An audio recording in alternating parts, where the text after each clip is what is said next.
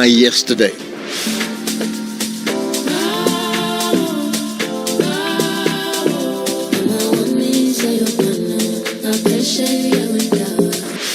This is SAFM.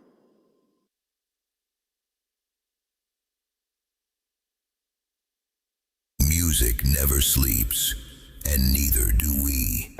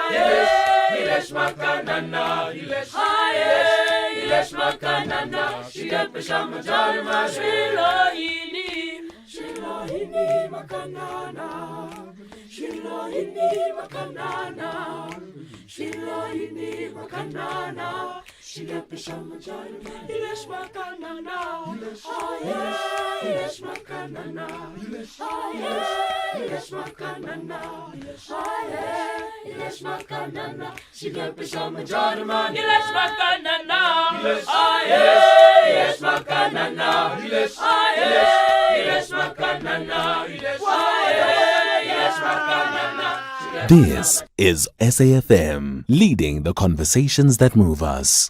This is SAFM. Just tell me about how this concert series fits in with what you are trying to do with these young people.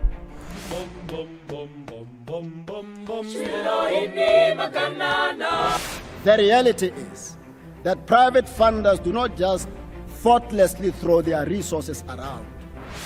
It is one thing to get a backtrack like that for a finance guy, hey? Yeah. Somebody just WhatsApped me to say that she has a daughter who has hearing loss. Corruption in South Africa has reached disgraceful levels. First things first, let's get to my daily that's my point feature. So, did you see Cristiano Ronaldo cry yesterday?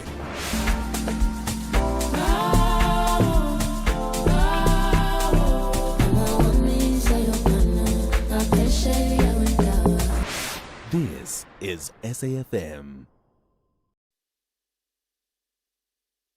This is SAFM.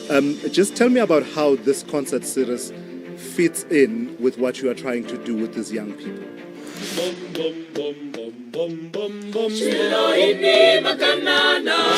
The reality is that private funders do not just thoughtlessly throw their resources around. It is one thing to get a backtrack like that for a finance guy, hey? Somebody just WhatsApped me to say that she has a daughter who has hearing loss. Corruption in South Africa has reached disgraceful levels.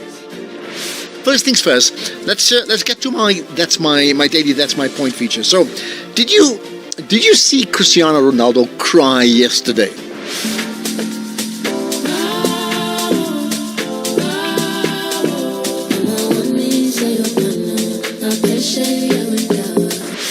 This is SAFM.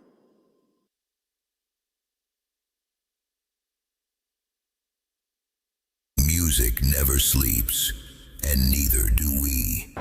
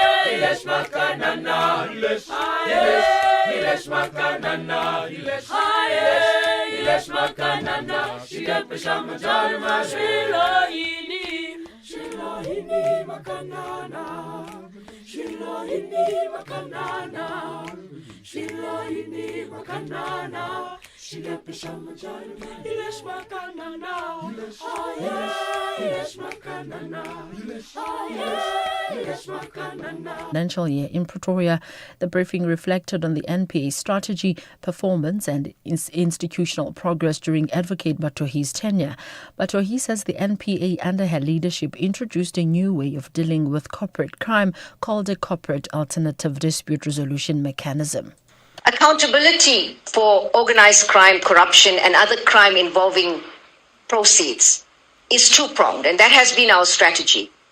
It's prosecutions and orange overalls, critically important, but another critically important aspect of accountability is bringing the money back. And so We have implemented the corporate alternate dispute resolution mechanism, an innovative way of engaging with companies, and I emphasize companies, to deal with corporate crime. The Madlanga Commission has ruled that the testimony of the witness was meant to appear before the inquiry today will be heard in partial camera on Tuesday.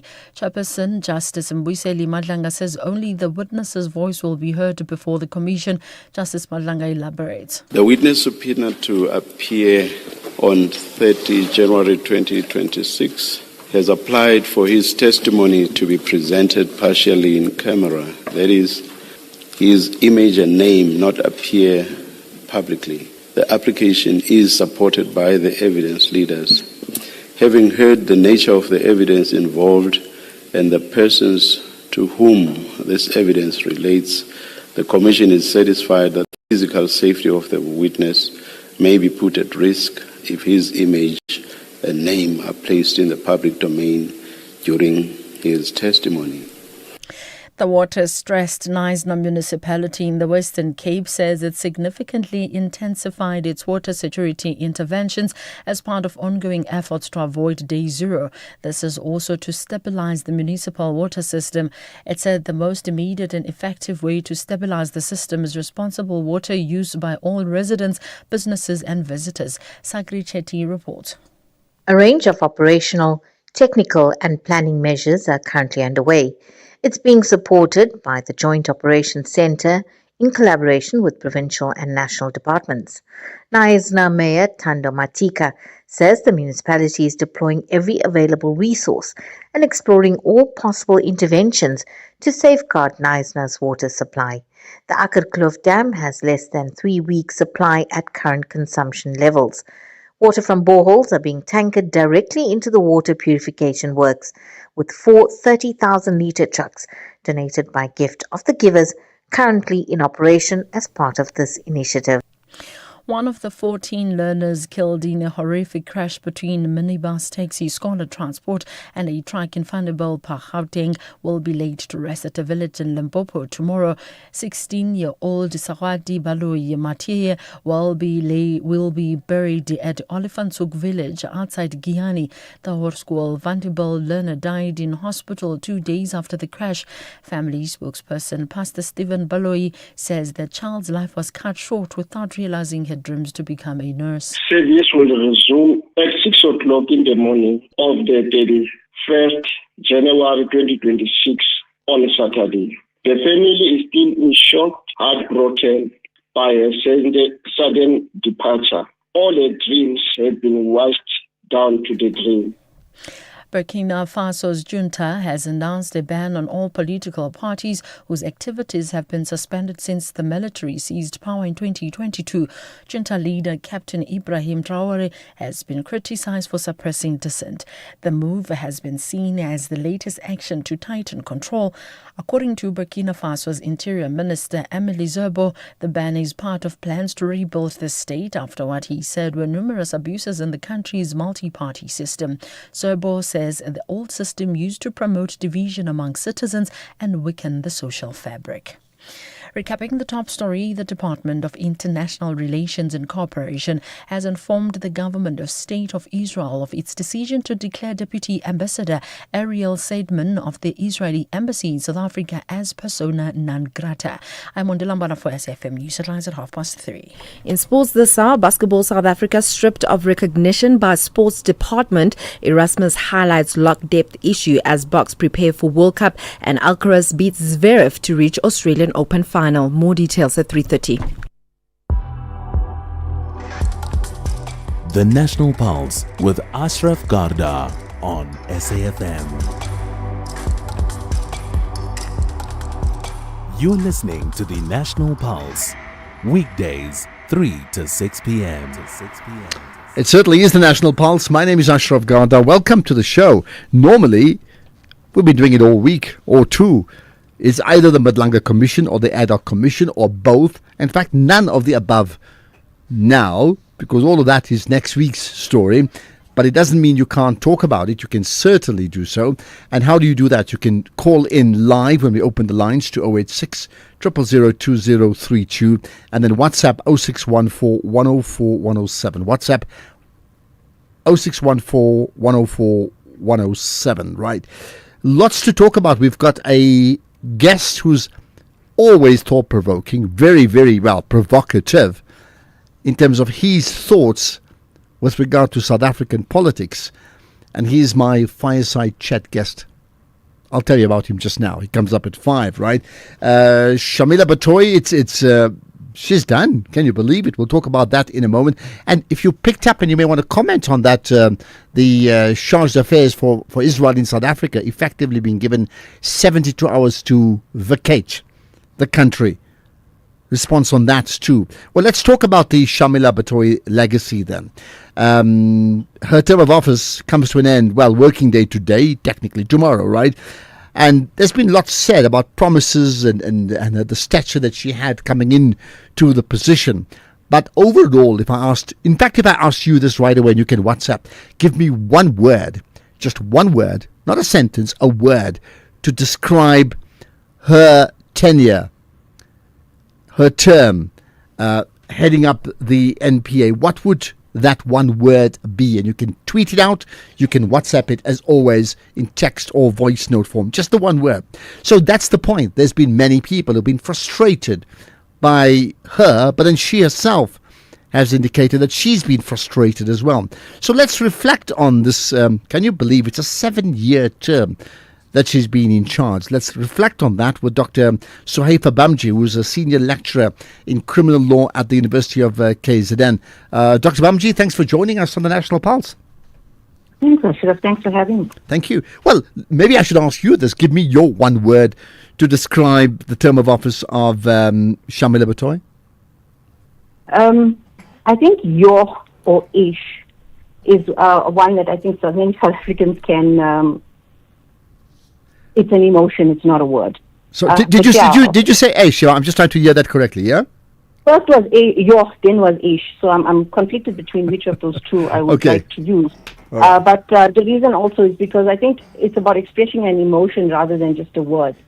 And, when we watched her address and speak to the nation as she did, again, very confusing for me with my academic hat on to kind of understand exactly what she was taking account for and what she was trying to, although she said we're not going to play the blame game, it sounds like she actually was. And although she's, saying that there's no rot, if there is rot, and then later saying, well, there is rot, it was quite confusing about what it is that she was trying to say she had achieved. And then again, I'll let you carry on. No, that's fine. So so the point is, therefore, in your and your ish, it suggests that there's a sense of, even from your side, a bit of irritation and shock because we don't quite know what she's delivered or not, right? Yeah, look, she presented some very wonderful-looking statistics at the beginning. But again, if you ask me how wonderful I am, I will tell you absolutely how wonderful I am, correct? Without the footnotes or without any of those the actual dealing with it. So she certainly tried to paint a very rosy picture and say that all of the pundits and all of the commentators and all of the critics have been too critical and too harsh and maybe even wrong about the what she says are significant gains and turnarounds that under her tenure she's been able to get the NPA to do. But then immediately sort of on the back foot when the journalists were asking her some rather probing questions, not even the journalists, but later in her statement, saying that there are really significant challenges.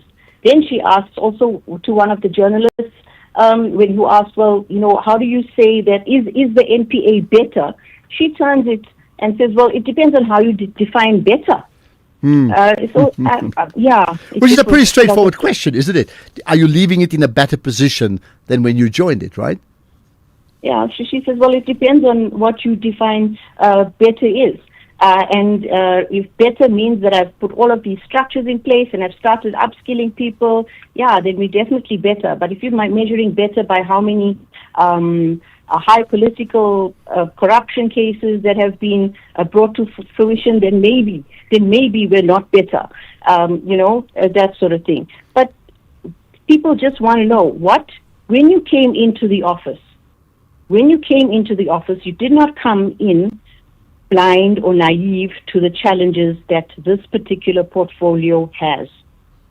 What in that time so you would have, in your interview also, have had to identify what you think are problems in the NPA and put forward a convincing statement of how you intend or what you intend to fix and how you intend to do it. Have you done that? Have you done that come the 7 years? Did she answer that? No, that's my question. Yeah, but did she answer that in terms of her own? We're going to play some of the sound bites from her later on. But did she answer that in terms of, this is what I've done? In a roundabout sort of way, she said that, she's tried to work on skills. But then she also says that when Mothibi takes over, that's one of the things he must really prioritize. The other thing that we have a problem with is the systemic issues, and that's also something that Mothibi must do. And then, how do we get our prosecutors on board, etc.? That's also something Mothibi must fix. And how do we stop the political interference, etc.? Well, that's also something Mothibi must fix. So what did she fix? Well, let me ask you this then. As if others have said, when she said define better, in your position as someone who lectures in criminal law, how would you define then the better that has been asked when someone then comes into a position, a high profile position like that, and stays for 7 years, and someone asks you, as I'm asking you now, to say, how would you define, what would be the measure, rather, maybe that's the more accurate, what would be the measure that we would use to judge her? Yeah, so that's a great word, measure. To measure something that has improved, you must have, at the very beginning, have been able to say, these are the things that require improvement. Then list what the situation was before or at the time that you started it, and then show us where those gains have been. Right? And she vacillated, or maybe it was a Freudian slip. First she said, and she raised her hands sort of to the heavens, as if you're looking at those graph diagrams, saying that we had incremental goals. Oops, I mean to say, what's better than incremental? Monumental, something like that. But incremental means small, tiny things, teeny tiny improvements. But maybe it was a Freudian slip. Maybe that was the Freudian slip. How? So let's break it into two on the issue that the public really wants, right? Which is convictions, right? What are your thoughts in terms of that measure of convictions? Did she truly fall short? And if so, has she been hamstrung? Because I think what's come through from some of her previous comments going back a couple of years ago, that she's been hamstrung with a lack of resources. So some things have just become a near impossibility. Yeah, no, I think resources have always been a problem with the NPA and very many government-funded institutions. We can't say that isn't the case. But there was 7 years within which she could have championed and challenged this and requested this. I need funding for this with a solid plan. I don't know if she had done that or she didn't do that. That's certainly possible. You can't now after the fact say, no, what, we really need more funding. But it's possible she may have been turned down. Knowing how our budgets work, it's possible she may have been turned down. There's been budget cuts for health as well, as you know, right? Yeah, then put forward and say, look, here's the former me requesting, here's me standing in front of Parliament requesting. So turn it back on the head of state and his ministers about why they're not giving us funding. I think that's certainly, it's wonderful for me to talk from the outside, but to bring that forward, those are, show the email threads. Let's not talk about emails because that's a sore topic, but the email threads at least of that you tried, you followed up. Yeah. What about so one is the prosecutions. Is there a possibility, in terms of what she said, and she talked about how her successor must finish the job, that, you know, wait. You said the word prosecution and I forgot to answer that. Yeah. Right? So how do you measure success? That's the question, right? Is it just, prosecution means you start a case. Doesn't mean that's a successful prosecution in that you got a verdict. A verdict means a judge or a magistrate said guilty or not guilty, right? Then there's another type of prosecution where the prosecution starts, but the accused person pleads. In other words, they say, you know what they call, you watch on TV, plea bargaining? Yeah. Right? And they make a sentence agreement or whatever. So that's also something that the NPA chalks as a win. Now, we don't have sight necessarily of what they've pleaded to or what the parameters and what sort of sentence agreement was reached, but the NPA gets to tick that off as a win. The other thing the NPA gets to tick off as a win is when cases are withdrawn.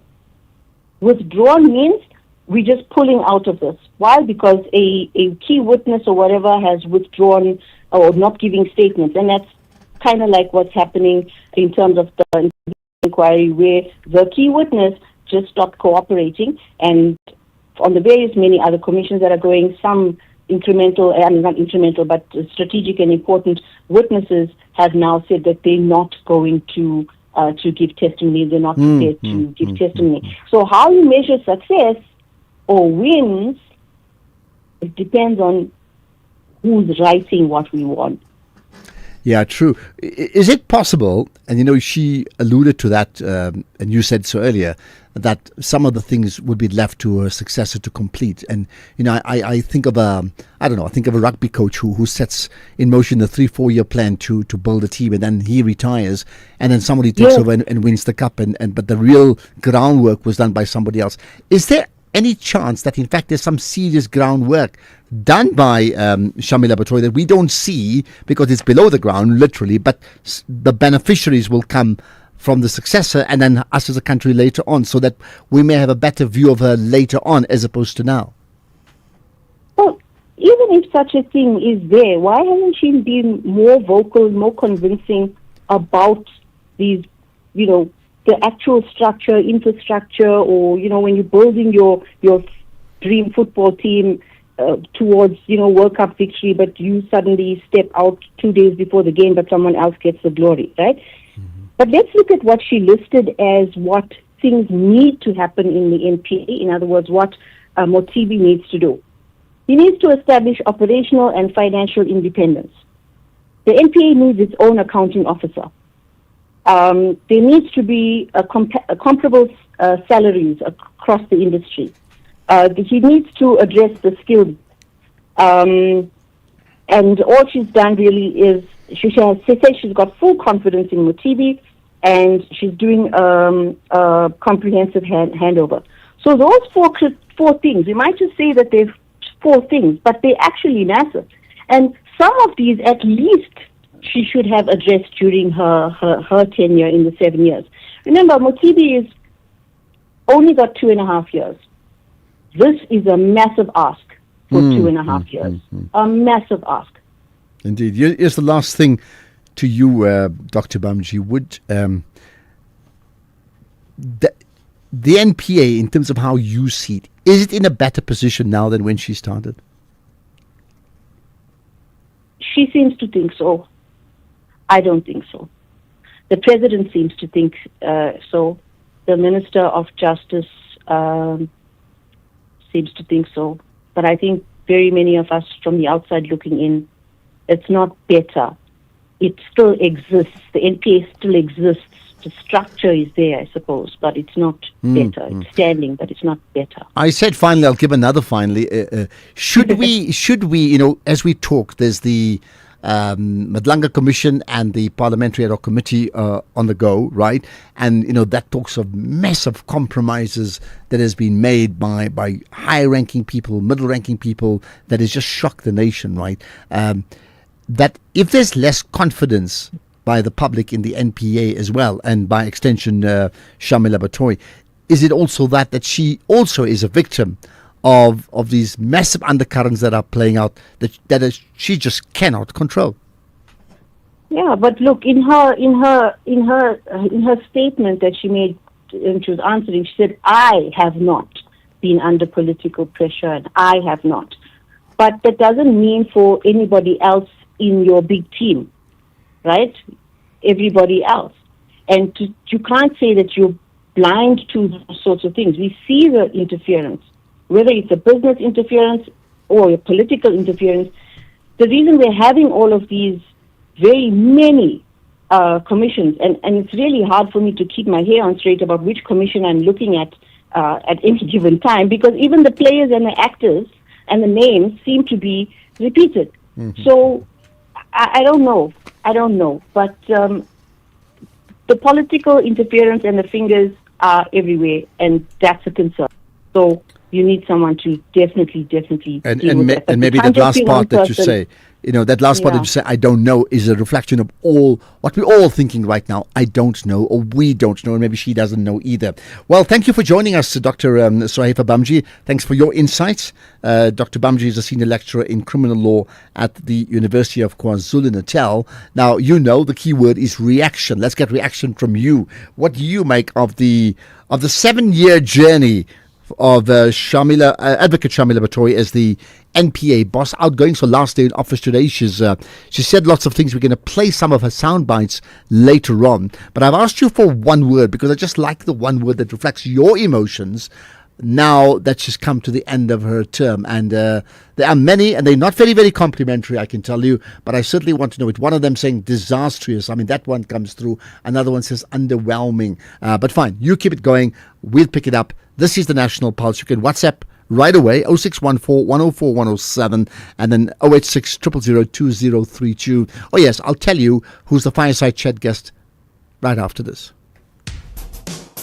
SAFM has signed a code of conduct that is enforced by the Broadcasting Complaints Commission of South Africa. Under the code, we are committed to giving news that is accurate, comment that is fair, and programming that is not harmful, does not amount to hate speech, or contain violence or explicit sex. If you think we are not living up to that code, then you can inform the Broadcasting Complaints Commission of South Africa. Direct any complaints in writing to the Broadcasting Complaints Commission of South Africa. PO Box 142365. Craig Hall 2024. Fax to 011-326-3198 or an email to bccsa@nabsa.co.za. For more information, please visit www.bccsa.co.za.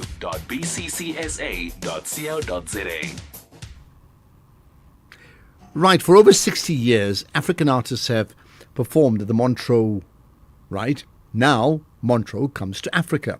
Say yes to Montreux Jazz Festival Franschhoek, presented by Nedbank, a 3-day multi-genre celebration with 2 stages, African voices, and unforgettable collaborations.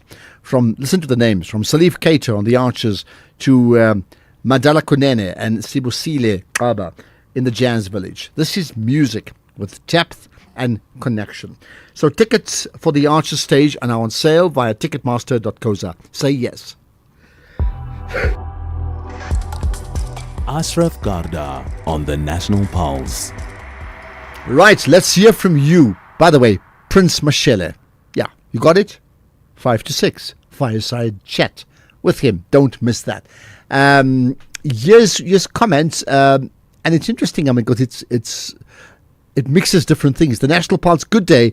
Coach Hugo Bruce, I called him Boss, remember? Hugo Bruce and the Bafana captain Williams are quiet. The Madlanga Commission should subpoena them both to explain to the national team why they lost to Cameroon and if they shared the team's strategy plan with Cameroon.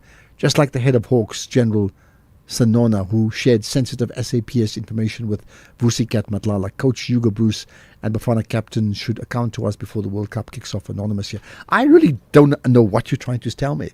You see, there's only one story. Are there allegations that they threw the game away? That's it. If there's allegations of that, that's a different conversation. Bring your allegations forward. If you're saying, why did they not win? There's no guarantee. Listen, Morocco lost their first game in 22 matches, I think it is, and they played at home. It's only going to be one winner. It doesn't mean if the team lost now, they suddenly threw it away. Sometimes they were just not good enough. You could debate his selections, I get that. But to suggest anything otherwise without any facts and figures, well, I don't really know. Let's see if we can play some WhatsApp. There's lots of WhatsApp comments that we need to be playing. And naturally, Batohi is top of the agenda. The first and the only thing of note that Batohi did immediately she got into office was to withdraw the so-called road unit case from court. The case was already in court. It has been enrolled in court. Dates were set privately and without giving reasons. She withdrew that case. Well, Pravin was still around there. Without having given us the opportunity to hear that case in an open court, there was a prima facie case for that case. There were issues which were not in dispute. The parking of the NPA offices, when that issue was not in dispute, it's the circumstances that would be disputed. The buying of an equipment for spying purposes, that equipment is there. There's no dispute about that. The dispute might be the how it was to be used, or whether it violated or not violated the Intelligence Act. Those issues had to be ventilated in court, not privately withdrawn. Okay, got that from you. That's one comment. A couple of more comments about Batohi saying her term was silent. Really? Hi, Ashraf. Shamida Batohi. Complex is the word. Complex. I'll tell you why. I mean, the revelations of the commissions and the ad hoc committees clearly indicate that her work was not very easy. You know, she adopted a rotten office, you know, and while we might have blamed her for 1, 2, 3, towards the end of her tenure, that's when we noted that she was actually dealing with mafias. So I can say, yeah, complex. Well, complex it certainly has been, and I think, that point to say, has she been hamstrung, even coming in to take on the role in the first place? Afternoon, Ashraf, your production team and the listeners. Ashraf, I was flabbergasted by the fact that the preliminary report of Madlanga finds that Minister Senzo Mchunu is not involved in any of anything. It is quite flabbergasting, really, because I mean, there's evidence. There's a prima facie evidence is there. I mean, you don't need another microscope to look at it. And by the way, it is clear that he will never be found guilty because he protected Cyril Ramaphosa with regard to Phala saga. So obviously, Cyril wanted to besiege him because he protected him before, and not only that, and many others. So we're in trouble. Bantu Steve Biko said it, that black men were on your own. We're in trouble here. We're in trouble. DK in the Free State Regions grown. All right, I hear that too. Listen, I don't know about the Steve Biko point, because this is people who happen to be white or black or whatever, in this case black, who, as you said, maybe the point is that they're not doing their job properly, and like why they're overlooking the what Senzo Mchunu has done. I mean, that's the essence of what you're saying, right? Right, let's get more thoughts from you, but for now, let's get the news headlines. It's 3:30 years on Jalaimbana.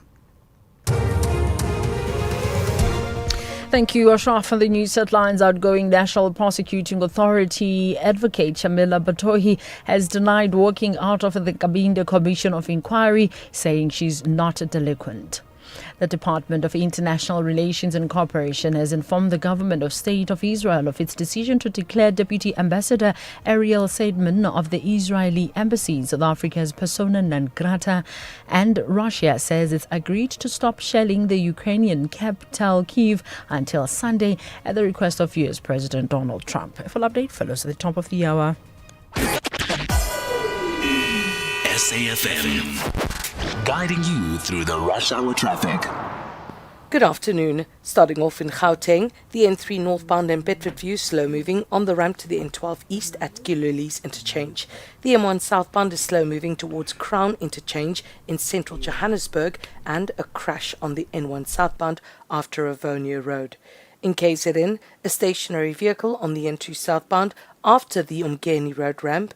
The M7 westbound has a crash before Belleville Road exit, and the M13 westbound in Pinetown queuing on Fields Hill. In Cape Town, the N2 is queuing through Somerset West, the M3 southbound slow moving towards Rhodes Drive, and the M5 southbound slow moving towards Racecourse Road exit. With your traffic update, I'm Irma G. This is SAFM Sports with Duming Khapele. Right to me, I thought a few months ago, not a few years ago, the story was basketball is going to boom in South Africa. What's the state of it? There's trouble in paradise. A very good afternoon to you, Ashraf, and our listeners. Well, the Department of Sports, Arts and Culture have stepped in to fix governance problems in South African basketball. Basketball South Africa has been de-recognized after prolonged governance and administrative failures. Now, the department is now working with FIBA Africa and SASCOC to rebuild the sport and establish a new properly governed national federation. Sports Minister Gayton McKenzie says that basketball has long had great potential, especially for youth development, but poor governance threatened its future. In terms of rugby, Springbok Director of Rugby Rassie Erasmus has warned South Africa are thin at lock with less than 2 years out from the World Cup, despite boasting world-class operators in Eben Etzebeth, Franco Mostert and Loet de Jager. Erasmus highlighted the age profile of the second row as a concern, with Archie Snyman also 31 and based overseas. Salman Murat and Ruan Nortje remain relatively inexperienced at test level, while Jean Klein is also over 30, and Erasmus admitted that also Toulon's David Ribbons has been discussed internally, but stressed the importance of not blocking players' futures. In football, FIFA Deputy Chief Member Association's officer Gelson Fernandez says that FIFA did not act alone in releasing players a week before the Africa Cup of Nations. Just last month, FIFA surprised many by reducing the standard 2-week player release period to 1 week before the Africa Cup of Nations, creating logistical challenges for coaches and technical staff. However, addressing concerns around the decision, Fernandez dismissed suggestions that stakeholders had been sidelined, arguing that extensive consultation had taken place before the revised window was approved. It was not a decision only by CAF and FIFA. You have the stakeholders, you have the clubs, you have the clubs association. It's not just waking up and taking a decision. Fact is that the players are very fit. The fact is that the players play with a lot of intensity. And fact is, I don't think the players now that are in the last rounds of the tournament complain about that. It's not optimal, but I don't see it on the quality of the tournament that it's affected. Well, in terms of tennis, a cramping Carlos Alcaraz had to draw on every physical and mental strength to come back from the brink and beat Alexander Zverev to reach a first Australian Open final. Alcaraz claimed a 6-4, 7-6, 6-7 and 6-7, 7-5 win in 5 hours and 37 minutes. He will next face the winner between Novak Djokovic and Jannik Sinner, and that match is actually currently on. Very interesting, Ashraf, because just looking at the score so far, Djokovic and Sinner both have 2 sets each. They've won 2 sets each so far. Wow. So I am really gunning for Djokovic. I'm hoping he makes it all the way to the final. I think he deserves it. And yet many expect that his best is over, right? Yeah. But by the way, he was 2 sets down in the other game, and then his opposition, the guy was retired. 2 sets up, retired. Musetia. Phew. That's why he was saying he was very lucky to go on to the next round. I'm really hoping that he goes all the way to the final, with Jannik Sinner winning the first and the second set and Djokovic taking the second and the fourth set. Now they're fighting it out in the fifth set. We'll definitely keep a close eye on that one. That's it from my side for now. I'll have more in the next hour.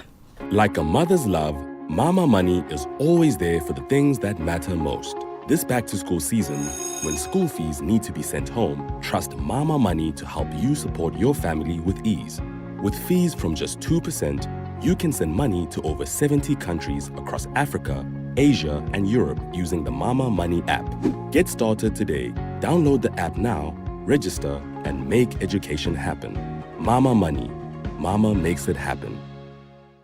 At Dis-Chem, get ready to start the year strong with bigger savings and better rewards. Swipe your Better Rewards card to save a massive 165 Rand on Pampers Premium Care Nappies. Now just 424 Rand 79. And get a massive 30% off Johnson's Baby Wipes. Look out for the Better Rewards icon to get an extra 10% off on Better Rewards brands. Offers valid from Tuesday 13 January to Sunday 15 February. Only at Dis-Chem. Better health starts here.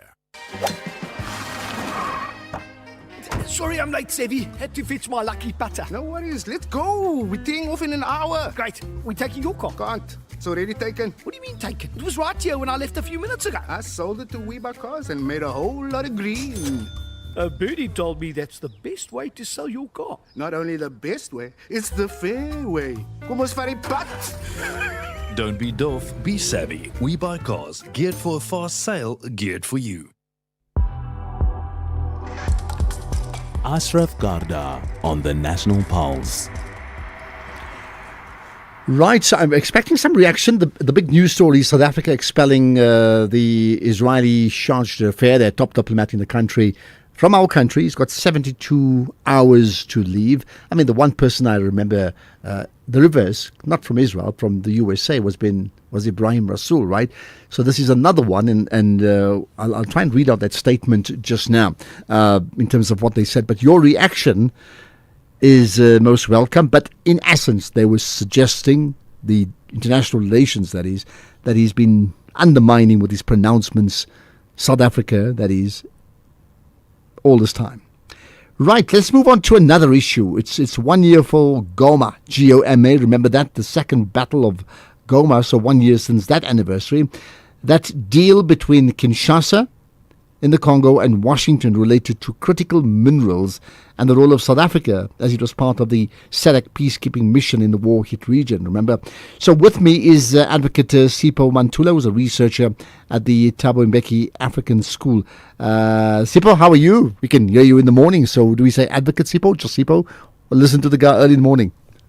Ashraf, you can just say Sipho, and thanks. And I wanted to just comment on Batohi, just one word, Ashraf, for me, divided legacy. Mm-hmm. Because when we met last year, but a positive one, if you look at the 5 National Director of Health Program, she's the only one who served the 7 years because of age, but it is a 10-year term. Okay. If you check from Nuka, Nasana, Pikoli, all those guys, they never served 7 years. Yes, there were challenges in terms of not be able to deal with the state capture cases. I think that's a critique that you can say, but interference, the executive interfered a lot. When we met last year in Cape Town in the budget vote, I said to her, Shamila, it's like you are using voodoo, man, or muti. What muti are you using? You are the only one who have lasted 7 years in the National Director of Public. So you're saying, ironically, she's lasted the longest? Absolutely, Ashraf. The only issue is the age. She's turning 65, and that's the age of what? Retirement. But it is a 10-year in terms of Section 79. 179 of the Constitution. So let me leave domestic, go back to the Battle of Goma, Ashraf. This day is very important, Ashraf. It took 7 days, by the way, when you think of the Battle of Goma. 23rd to the 30th of January. You were talking about the SADC mission, but let's take listeners back. 2012, 2013, there was a defeat. That was the first Battle of Goma. Standby force, the 4th Brigade of SADC was able to wipe out M23. They regrouped 2022 because Colonel Nanga had a fallout with Tshisekedi. Now Congo Alliance Fleet is being formed and they are contesting. Now, for the past 3 years, past 2 years, in 2023, 25, they attacked Goma through Sake, and we lost 14 soldiers, Ashraf. It was 20 per se. You look at Tanzania, Malawi, Uruguay, but we lost some of the soldiers. And actually, when you look, there so clear accountability. Our soldiers were there ready, no Ashraf. When I was there in 2006, 20 years ago, we were fully armed, if I can be honest with you, when I was there in 2006. But only now, with the mixed fruit of GNU, I don't think we're ready. So upon reflection, 1 year later, I mean, what would, there's always a sense of like, what would be the achievements 1 year later that we can reflect on? Ashraf, there's none, because those who came from the battle, they had to go through counseling. There was issues of their payments. There was an issue of we had to go through Rwanda to come back to retreat. For me, Ashraf, is accountability from the leadership of the military.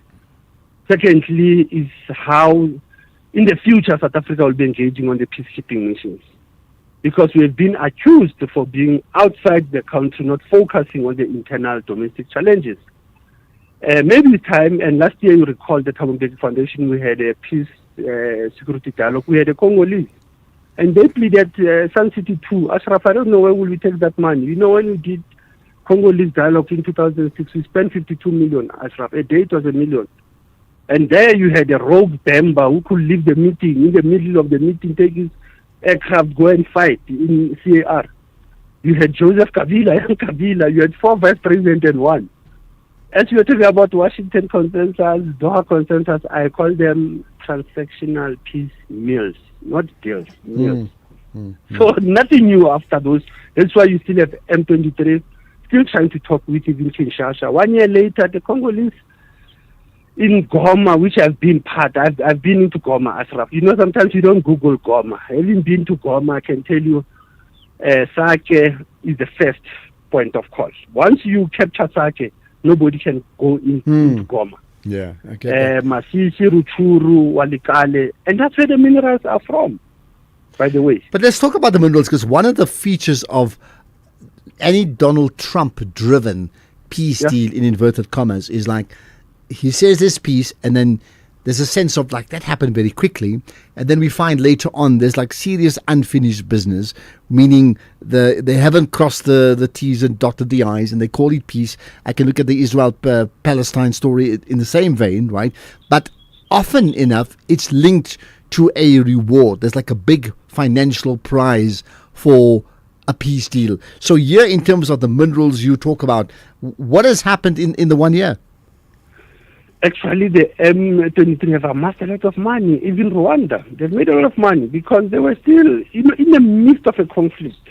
You still have those who benefit. They say that where there are too many feet, there are too many benefits. Now, as you talk of Trump, I said it's a peace meal. It's not a peace deal. It's a meal that is transactional. We deal with the Washington Peace Accord and process, but what is it in for us? It's the same with the health package I've been saying to Tula's show. I said the health package also is a form of minerals in exchange. So 1 year later, what you still have, transaction was still benefiting the armed groups and the multinationals. Despite that, you have a Kimberley process, Ashraf, which doesn't allow the blood diamonds or the blood minerals. And that's a hypocrisy. But again, you have a mediation process in AU, in SADC. That is limping, crippling. Tshisekedi loves Belgium and France more than Congo. But is it fair to say that, going back a year or 2 years ago, there was lots of heat on those places? Has the heat been taken off those areas where it was a sense of all-out war? Has that receded? No, there was a heat that was removed last month. You remember they went to Uvira, they captured Uvira, but North Kivu and South Kivu is still under M23. Remember, Congo has more than 24 provinces, Ashraf. So M23 still control what I call the heart and the soul of Congo's minerals. And that's where even multinationals from Europe still benefit. So Kinshasa still doesn't have authority and control over North and South Kivu. Yes, Uvira, they are back, but still you have the issue of trying to engage between Rwanda, DRC, and M23. Hence I said to you, they pleaded in South Africa for Sun City 2 because this peace process will not hold, even if we want to reflect 1 year. For me, it is a lesson for South Africa's military, diplomacy, and intelligence, and parliamentary. Ashraf, for me, it is not just to reflect then what. The issue is that what lessons are we taking when we have to be engaging in peacekeeping missions, in mediation processes, and also dealing with the conditions of our peacekeepers. We don't just throw people into a bush and we don't give them the tools of trade. And that's where corruption of the budget of the military, and I think Bantolomisa was correct. Finance and treasury need to understand that human security of the country is the first line of defense. And that's why I think we have missed it in this country, that we think if we put more money into defense, there will be corruption the way we see in criminal justice system. But the defense, Ashraf, I think, you look at naval, you look at the military exercise we do on naval, on the sea, we are not strong. You look at our Rifalk. When I was in Goma, we're still using the Rifalk. You know, I don't know how many of your listeners still know the Rifalk, you know. So for me, it is the issue of resources that is supposed to support the military peacekeeping missions. The role that Ashraf, we don't go in there and we have bureaucrats and technocrats and elites that benefit out of Goma, because when we went there 20 years ago, many millionaires came out of Goma, but what did they benefit the SADC region? And that's why I think we have to make that part there to say the natural resources of DRC must benefit the Congolese. So the last point before I let you go, you said the point about even for South Africa, lessons learned or lessons to learn. What would they be? For me, Ashraf, whenever we deploy, we need to have a clear mission. Why are we getting into this country? What is our national interest? Remember, we still have the framework, by the way. And others, they challenge me, the scholars, experts. No, people, we have national interest. We have not defined our interest, Ashraf. The Congolese, their interest is the minerals. South Africa, mining and land is our interest. We have to define our national interest when we enter into these countries. We have the energy problem. Inga Dam will have electrify us. We blundered on the Inga Dam project. Secondly, our intelligence gathering. We are missing a point there also. Kabila was moving around the SADC and Kenya, and he was wanted by Tshisekedi.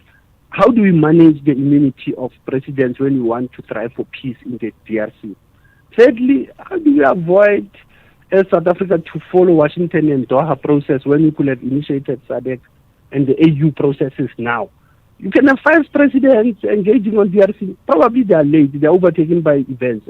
You know, it is just what I call a teaching exercise of developmental tourism of mediation. Yeah. Just, you know, so for me, those are key issues that South Africa need to look in future peacekeeping missions. Okay. And the media coverage, Ashraf. We have been failing to cover African conflicts as South African media. So you need to be part of the entourage, Ashraf. I know you are concerned about Middle East, concerned about Iran, you know, Venezuela, but we need to train our media to be in conflict zones so that we bring a better picture of the conflicts in the continent. And that's where I think that can be our contribution in mediation and conflict resolution. All right. Got that. Advocate Sipho Manzula, lots to reflect on that conversation. He's a researcher at the Thabo Mbeki African School. And of course, you can catch him on Tula's show. What's it, about 6:45 every morning? Thereabouts, 6:50. That's the time I catch him, certainly. And you can do that Monday to Friday on Tula's show in the morning. Right. Okay. Reaction from you on that conversation. Reaction on Shamila Batohi. Again, the one word that describes her 7-year term. How do you emotionally connect with that? What's your one word? Then the issue about the Israeli chargé d'affaires, just who's been expelled. What do you make of that? Any thoughts on that? And anything else too? I know there's less of the Madlanga Commission, less of the Parliamentary Ad Hoc Committee, but hey, you can certainly go for it. This is the National Pulse. Ashraf Garda on the National Pulse. Right, let's get to some of your thoughts, right? And firstly, there's a lot on Batohi. Good afternoon, Ashraf and SFM listeners. You are speaking to Natim Banja from Mkambatini in Pietermaritzburg. Ashraf, look, Shamila Batohi, she's nothing but a criminal. She was supposed to say all those political interference that they were interfered on his work. You see, because now the way she's talking is she's look like she's incompetent of doing his job, of which justice system, as this guy General Mkhonas was saying, that is compromised. It's compromised. It's compromised. Big time. We are in trouble. we are in big trouble. I don't know even why General Spear is not arrested by now. You don't know. Well, okay. Let's leave it at that, because I think there's lots of frustration from many people, right? Thank you for that. Mfundo in Cape Town, go for it. Hey, Ashraf and SAFM listeners. I just want to weigh in on the proceedings on the Madlanga Commission today. Yeah. Moreover, the evidence leader and the attorneys of the witness that was about to come on to testify today. Evidence leader was picking up that the attorney was not actually being honest. When I pick up the line when he said if they could have reached the ground on Monday, he could have considered postponing his medical issues for this weekend. And then now the commissioners picked up on that, and then when he was pressed on it, then he changed his story, saying that he was not heard properly. And I'm like, no, this guy's going to take us for a ride like this, because this is our tax money, first of all, and we are pressed for time in terms of getting the report, a final report on this matter. But I feel that the attorneys are really not putting this as a matter of national interest. Okay, got that. Not putting it as on a matter of national interest. I wonder if others would think the same as you, Mfundo. Thanks for putting that up. Right, let's get on to Anonymous wants to talk about an accident in KZN. Hi, Anonymous. Arnold, how are you, my brother? I'm good indeed, thank you. Go for it. What's your point? No.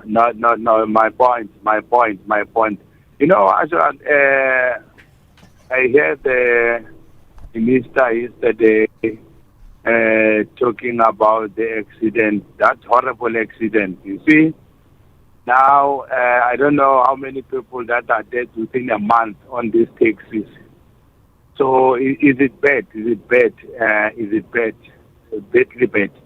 You know what? I want to talk about this metropolis in KZN. Ashan. These people, they are doing nothing about these trucks that are working there by the hub. You see, if they can make a roadblock for those trucks, because we heard even yesterday, the minister said the truck was not on the tire was not good. Ashan, if they can go there by the hub and check those trucks that are working in the hub there, you will see the miracle. I'm telling you, those trucks that are working there, Ashraf, they are not working. They are bad. They are on bad condition, Ashraf. They're always making accidents, falling down. That container that they use to load it up, it's always falling. You see, just look, that container killed so many people. What is it? This metropolis in KZN, they are so corrupt because these trucks are owned by the Indians, and they taking pride from them. So there is no way that these trucks that are working there by the hub or in KZN doing local, they're going to be on the right condition. Okay. Because this Indian paying bribes from this metropolis. Thank you. All right, thank you. So you're saying not in a good condition. You seem to know the whole story, and I wonder if others may want to confirm that. There's a comment about the South African-Israel story. Afternoon, Ashraf. Afternoon, South Africa. Well, I think South Africa has taken a leaf out of America when they declared Abraham Rasool a persona non grata for disparaging remarks against the President of the United States. Similarly, South Africa has done the same thing to the Chief Dimashon of Israel in South Africa. He was declared persona non grata. He's supposed to leave within 72 hours leave South Africa for casting disparaging remarks against South Africa in defense of its sovereignty, its values, norms, and standards. South Africa has declared him persona non grata. This is consistent with the values we stand by. We cannot stand by and watch while innocent lives are being killed and wasted, land being stolen, ships and livestock being stolen in the West Bank, not in Gaza, in the West Bank.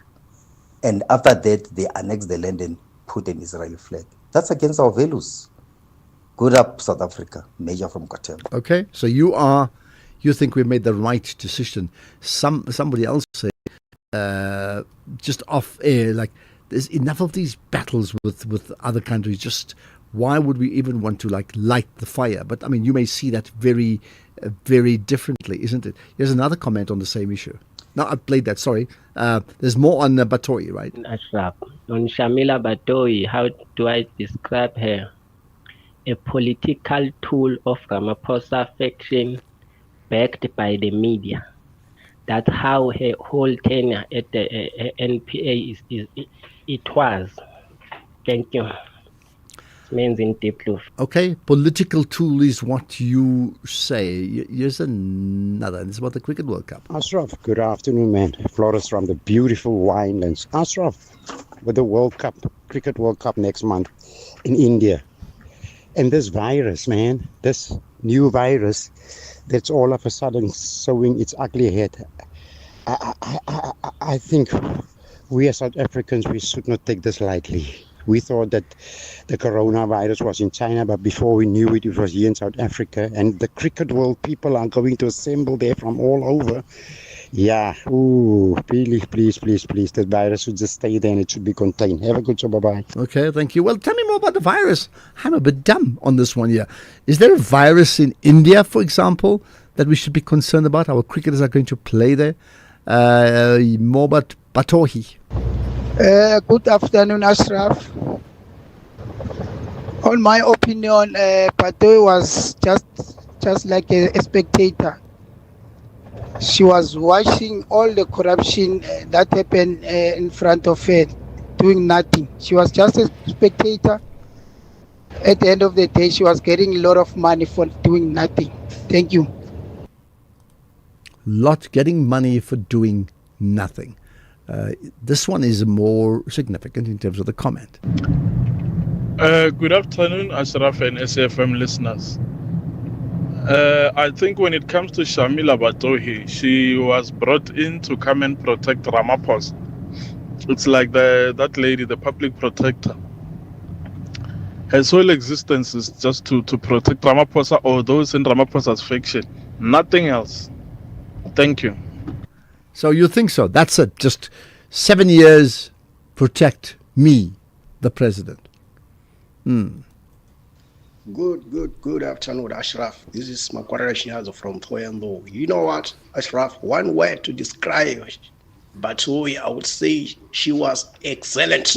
You know, she did her job very well, you know, and she did her job very well to appease her employer, which is to protect the president, who is her boss. You know, he got away with many crimes, and she did everything to protect him. That is what the head of any institution like that she led can do, is to protect your boss. You know, that's why I say she did everything well. Well, there you are. There's a compliment. Excellent. But I mean, I can sense the sarcasm is very clear in that comment. She was excellent in protecting her boss. You agree with that? I think that's out. Now, by the way, we've got sound that we're going to play from Advocate Shamila Batohi as per her final briefing that she did earlier today. Some key moments. So don't miss that. It comes up shortly. Right now, it's 4 o'clock. It's Yezondela Mbana with the news.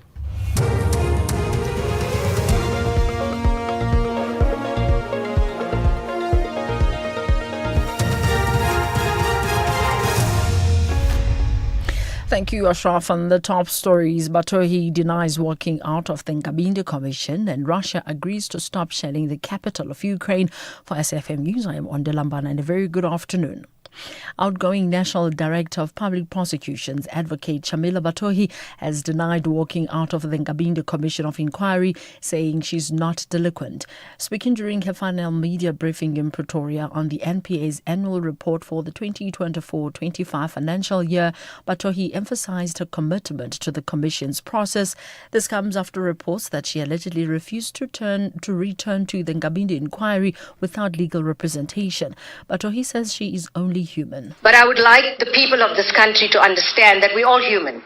And sometimes you perhaps don't have the time to reflect through things and to properly decide what's best. It was something that happened very quickly.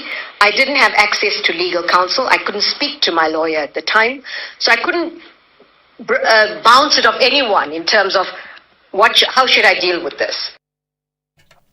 10 of the 11 anti-gang unit members have been granted bail of 2,000 rand each after they appealed their bail denial in the High Court in Cape Town today. This after one of the accused was previously granted bail of 1,000 rand. The accused faced charges of torture, kidnapping and murder. The matter relates to the death of an alleged gang leader, Wade Price, from Menenberg in December last year during interrogation. A group of Chinese nationals are appearing in the Lotsville Magistrate Court today in the Western Cape in connection with a copper cable bust. Police spokesperson Dake Gwala says officers in Kukenap acted on a tip-off earlier this week regarding copper cables being loaded on a truck and caught the suspects red-handed. The truck was allegedly going to offload in Gqeberha, Eastern Cape.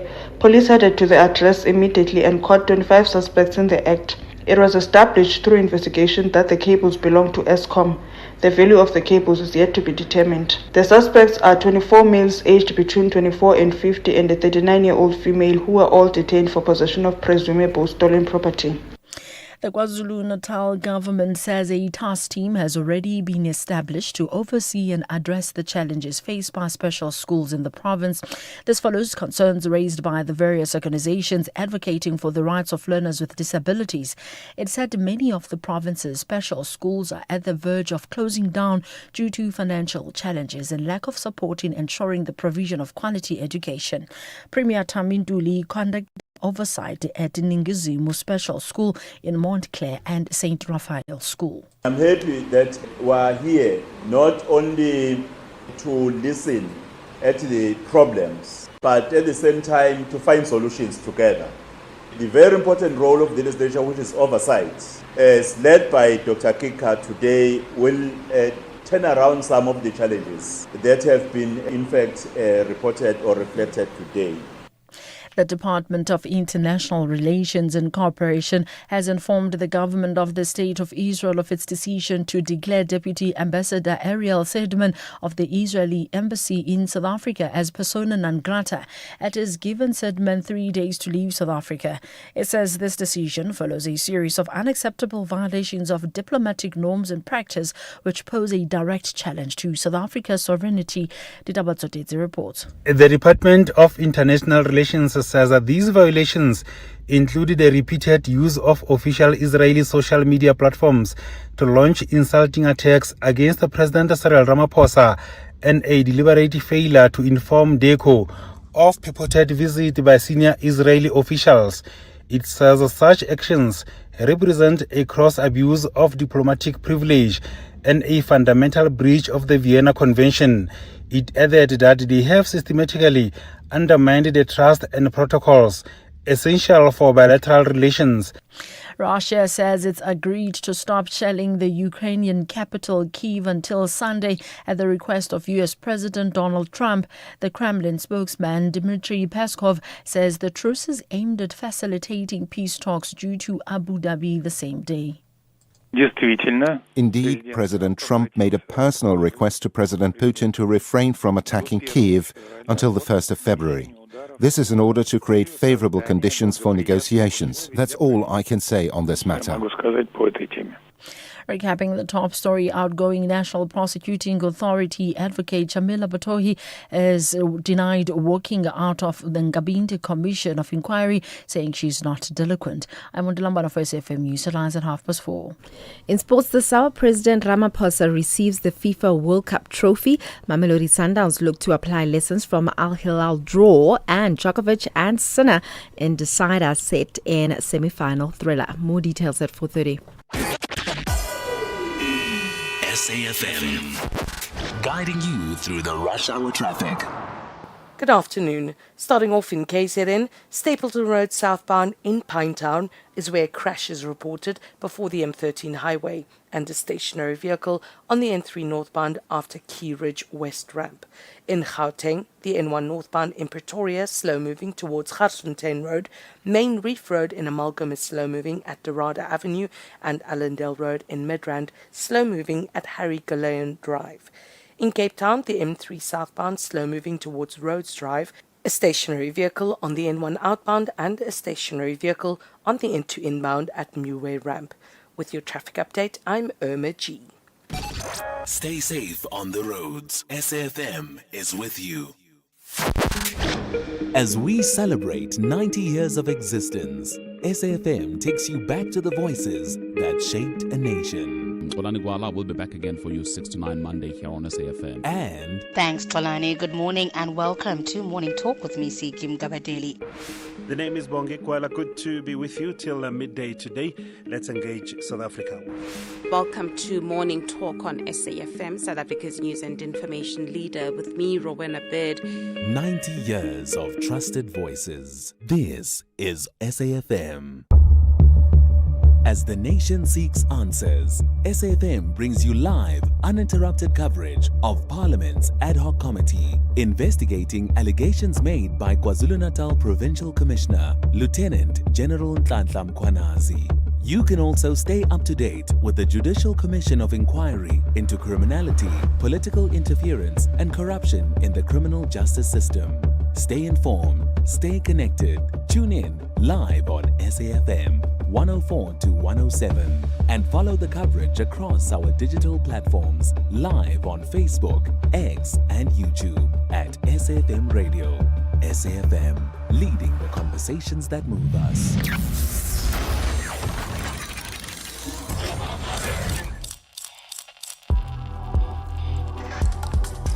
The National Pulse with Ashraf Garda on SAFM.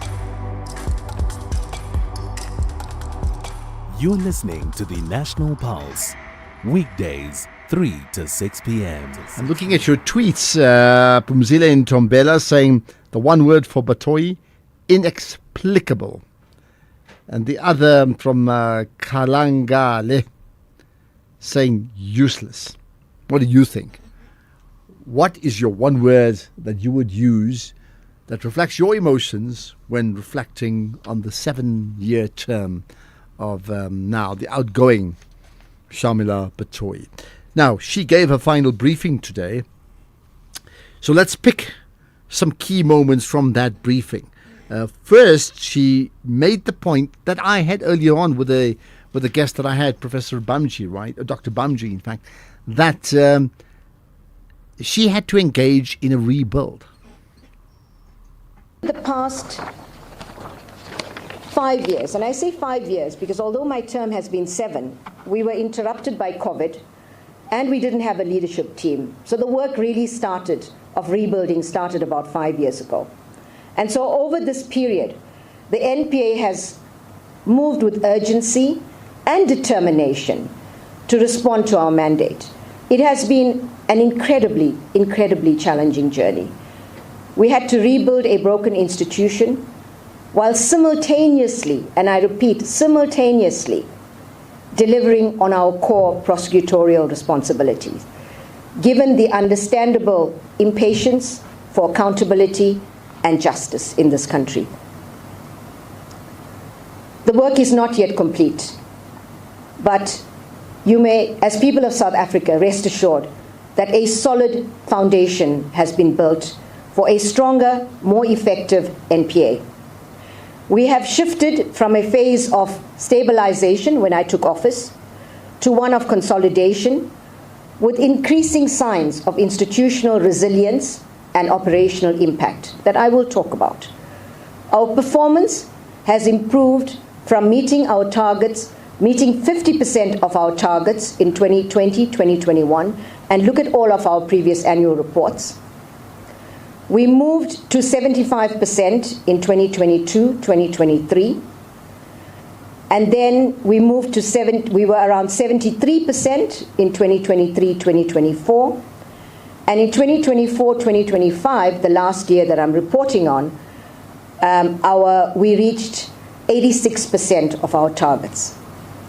And the year to date in the current financial year, which will finish, as Bulelwa mentioned, in 3 months' time, we are sitting at 94% of NPA targets. Now, I'll deal with this, and I understand what compliance target means and impact, and I will deal with that matter, because I know there will be many who will be quick to say, and understandably so, that even though these targets are met, there are still certain important issues that have not been addressed adequately, and I will deal with that. During 2024-2025 financial year, the Investigating Directorate Against Corruption, and these are some of the important, I don't want to call it successes, but milestones in this financial year that I'm talking to.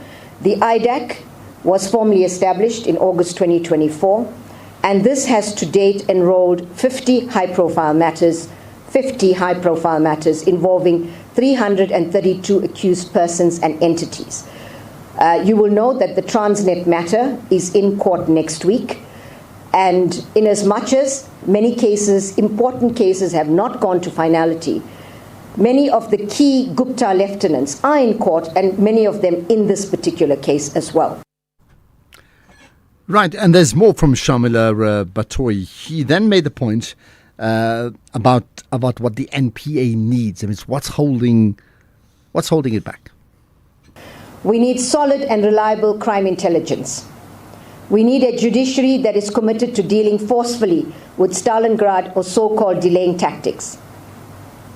Recent attacks and the murder of committed investigators, lawyers, whistleblowers, and even prosecutors highlights the need for us to enhance their protection, both through legislation and all of the support that they need. These men and women are our first line of defense, and too many have paid dearly for their courage. Importantly, we need to align performance indicators across the criminal justice value chain. Otherwise, we will continue to pull in different directions. And yet our recent exit from FATF grey list was not by luck. It was an example of how successful we can be as a country if we work together collectively with common goals. We are committed to prosecuting corruption every day, every hour. But the truth is simple. No part of the criminal justice system succeeds alone. That is why, instead of seeing this as a moment of crisis in the criminal justice system. Right, and then Shamila Batohi spoke about other issues, right? And one of them is this oft-repeated comment about inaction in something, in fact, many of you are saying as well. Transnet matter this week. So delays do not mean inaction. They mean that the work is difficult, intricate, and if we get it right, it must be solid to withstand any appeal. And we must get it right. So unless we as a country, as government, civil society, as well as private sector actors, address some of the systemic issues that affect the criminal justice value chain as a whole, many of our efforts to rebuild the NPA, despite the hard work and commitment of our prosecutors, will not yield the desired impact. In fact, if these issues are not addressed, the next NDPP will face the same fate and challenges that I have faced, and nothing much will change. It is therefore time that we consciously focus on addressing systemic challenges that affect the entire criminal justice value chain. So what then are the thoughts of Advocate Shamila Batohi regarding the Madlanga Commission of Inquiry? I welcome the Madlanga Commission of Inquiry. The NPA, regrettably, did not have its Nugent Commission like SARS, and it is time that it did have one. South Africa needs a full, honest analysis of the entire criminal justice value chain so that it can be strengthened as a whole. There will be no different outcome until such time as systemic issues and the rot within the system. And if there's rot within the NPA, we want that to be also addressed. All of the rot within the criminal justice system must be addressed once and for all. This is our opportunity to really take on board recommendations from the Madlanga Commission and make very important reforms across the system. Today is my last day of office. I leave behind an NPA that is more independent, more credible, more resilient, and more future-ready than the one I inherited when I took office 7 years ago. Because this fight was never about one individual. It is about one truth, that in South Africa, no one, no matter how powerful, must be above the law. This journey would not have been possible without the dedication, resilience, and integrity of the men and women in the NPA. At strategic levels, leadership levels, and mostly, I thank the foot soldiers, all of you prosecutors across the country in the most rural areas that are fighting the good fight. Under the guidance of the Directors of Public Prosecutions, I include here the Investigating Director as well as the various Special Directors, as well as support from all our support services here. I said to them yesterday, you are all fighters for justice and the rule of justice and the rule of law in our country. That is Advocate Shamila Batohi. And when we next speak to her, we'll talk about her as the former NPA head, because, I mean, that's it, today being her last day in the term of office. Now, for two people in the world, their lives have changed rather dramatically. We've heard the story of the Israeli Shah's affair being effectively declared persona non grata in South Africa, so kicked out, 72 hours to leave the country. Now, the Israelis responded in kind. South Africa's senior diplomatic representative is Ambassador Sean Edward Beineveld. So he's now been declared persona non grata. He must leave Israel within 72 hours. Reaction from you next. Ashraf Garda on the National Pulse. Okay, here's one about foreign policy. Hey, Ashraf and all SAFM listeners, very good afternoon. I normally do not like the manner in which the ANC is leading this country, but when they will be marching against Trump administration of undermining the international law and also the manner in which Washington is conducting itself on foreign policy, I support the ANC 100% on that one.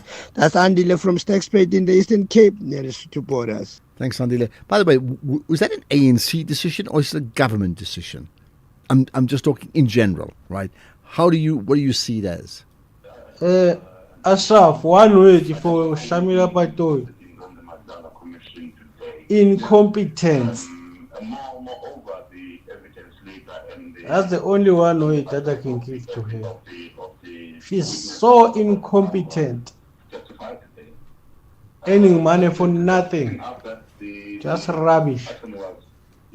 Maybe she's competent, you just don't know, because of the fact that she may be hamstrung, and we may see the successor taking over and not taking control as well. Hi, Ashraf, Kakhis and Mafigeng. You know, I just wish you could ask all these people that are saying Shamila Batohi's job was to protect President Ramaphosa. You know, just ask them how, you know, so that many of us who are confused can actually really understand what they're talking about.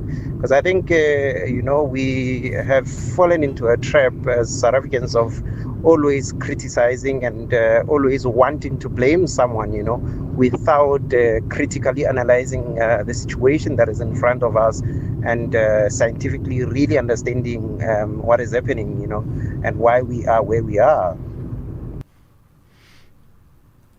Okay.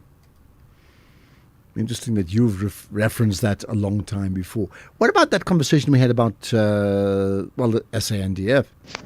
Good morning, Ashraf. I thought maybe Advocate Mantula will at least touch this alleged rumors that one of the reasons our soldiers are no longer enjoying this deployment is that the ANC was allegedly taking half of their salary that they are getting it when they are deployed that side.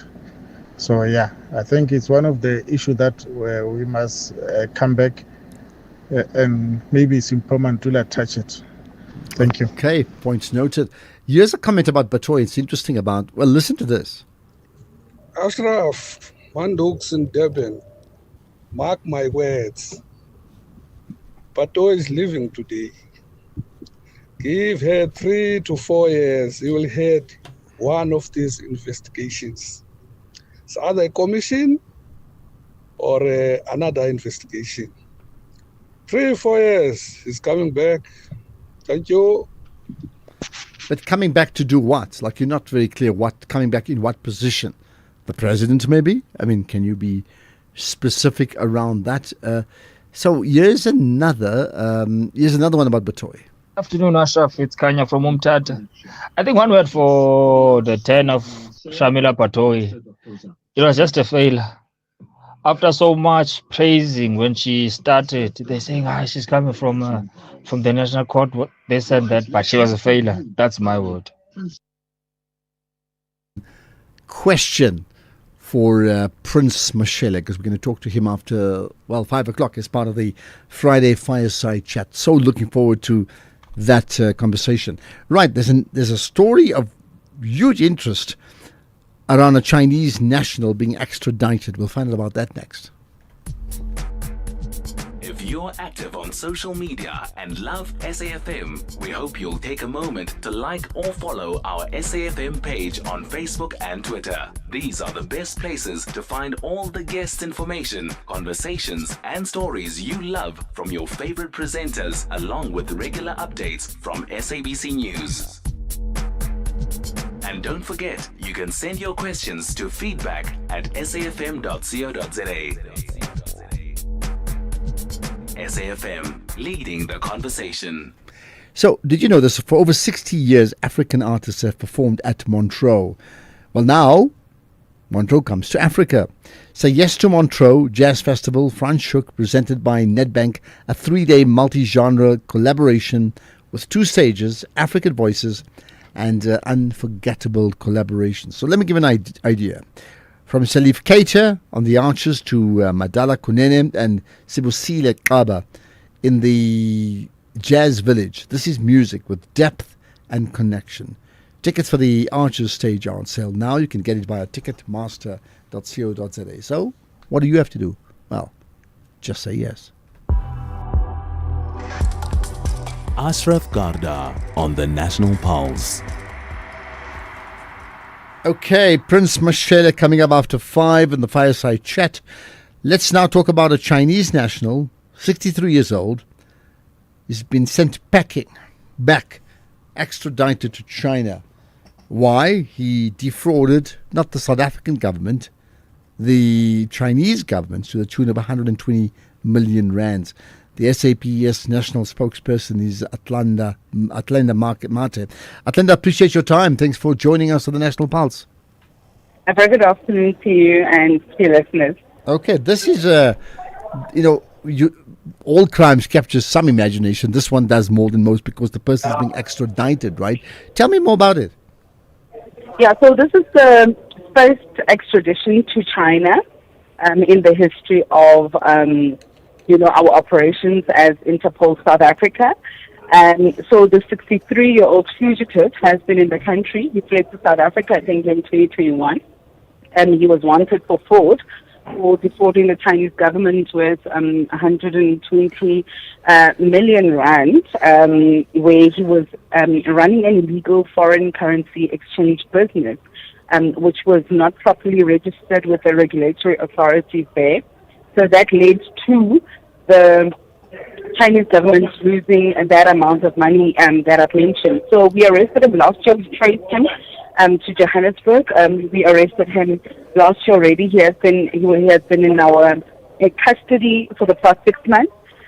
We got an extradition order on the 20th of January, and today we were executing it. Okay, now to confirm, you're saying this is the first of its type, because before that we did not have an extradition order, right, in place, an agreement, that is. Yes, so between, we've extradited a lot of fugitives. I think between April 2024 to date, we've extradited about 22 other countries, but with China in specific, it is the first one. But we held a meeting with the Chinese delegation that was in the country, and we discussed 18 others that are still in the country that are wanted by the Chinese government. And we just gave them progress on how far we are in tracing them. About 11 of them are on red notices, and most of them are involved in your commercial crimes, your white collar crime and so on. And they then fled to South Africa and so on. But we believe that we are hot on the heels of those that are still in the country. So what happens to this person when he gets back to China? We did a handing over. We surrendered the fugitive. When he arrives, he'll be formally arrested in China and taken to their holding cells and start the trial, because he was not alone in defrauding the government. There were two others. They've already been convicted. So he's the third accused in this matter, where then that's why there was a red notice for him for any country. Remember, a red notice is basically a request to countries within the Interpol partnership to look and assist that government to look for, fugitives of justice and so on. So he will then go on trial and be tried for that particular crime. How, just in terms of this fugitive, what did he say when he was arrested and now being told you're going to be extradited to China, back to your home country? Anything you can tell us about his reaction, his thoughts? Well, I think that question would be for our investigators who work closely with him. But today, my observation at the airport, he was avoiding to be filmed by the media, and he was just avoiding, publicity and so on. And that's just a sign of him obviously being embarrassed about what he has done. But we can safely say that South Africa shouldn't be seen as a hiding place, because we've got, I think, the expertise and the capabilities to trace anyone who is not allowed to be in this country or who is wanted by other countries for crimes committed. So I think it's a good one. Where we are showcasing once again that we work together with other law enforcement agencies, we cooperate with them, and jointly we can ensure a safer world. All right. How, just as a last thought, how many people get extradited from South Africa, get out every year? And in terms of and I'm not talking China, I'm talking worldwide, right? And the reverse, people getting sent back to this country because of extradition treaties with those countries. On average, how many and which countries are we talking about? It depends from country to country, what their laws say. So through Interpol, you know that we're about more than 150 countries that form part of Interpol, and there's great cooperation. But then you have other countries where their laws are very strict, and we go to great lengths to get our fugitives back in the country. But I think since the 1st of April 2024, 8 have been extradited back in South Africa. I mean, it's also including the twin Ndimande brothers that we recently extradited from Eswatini to come and answer to AKA and Chip's murder case and other cases that they are facing.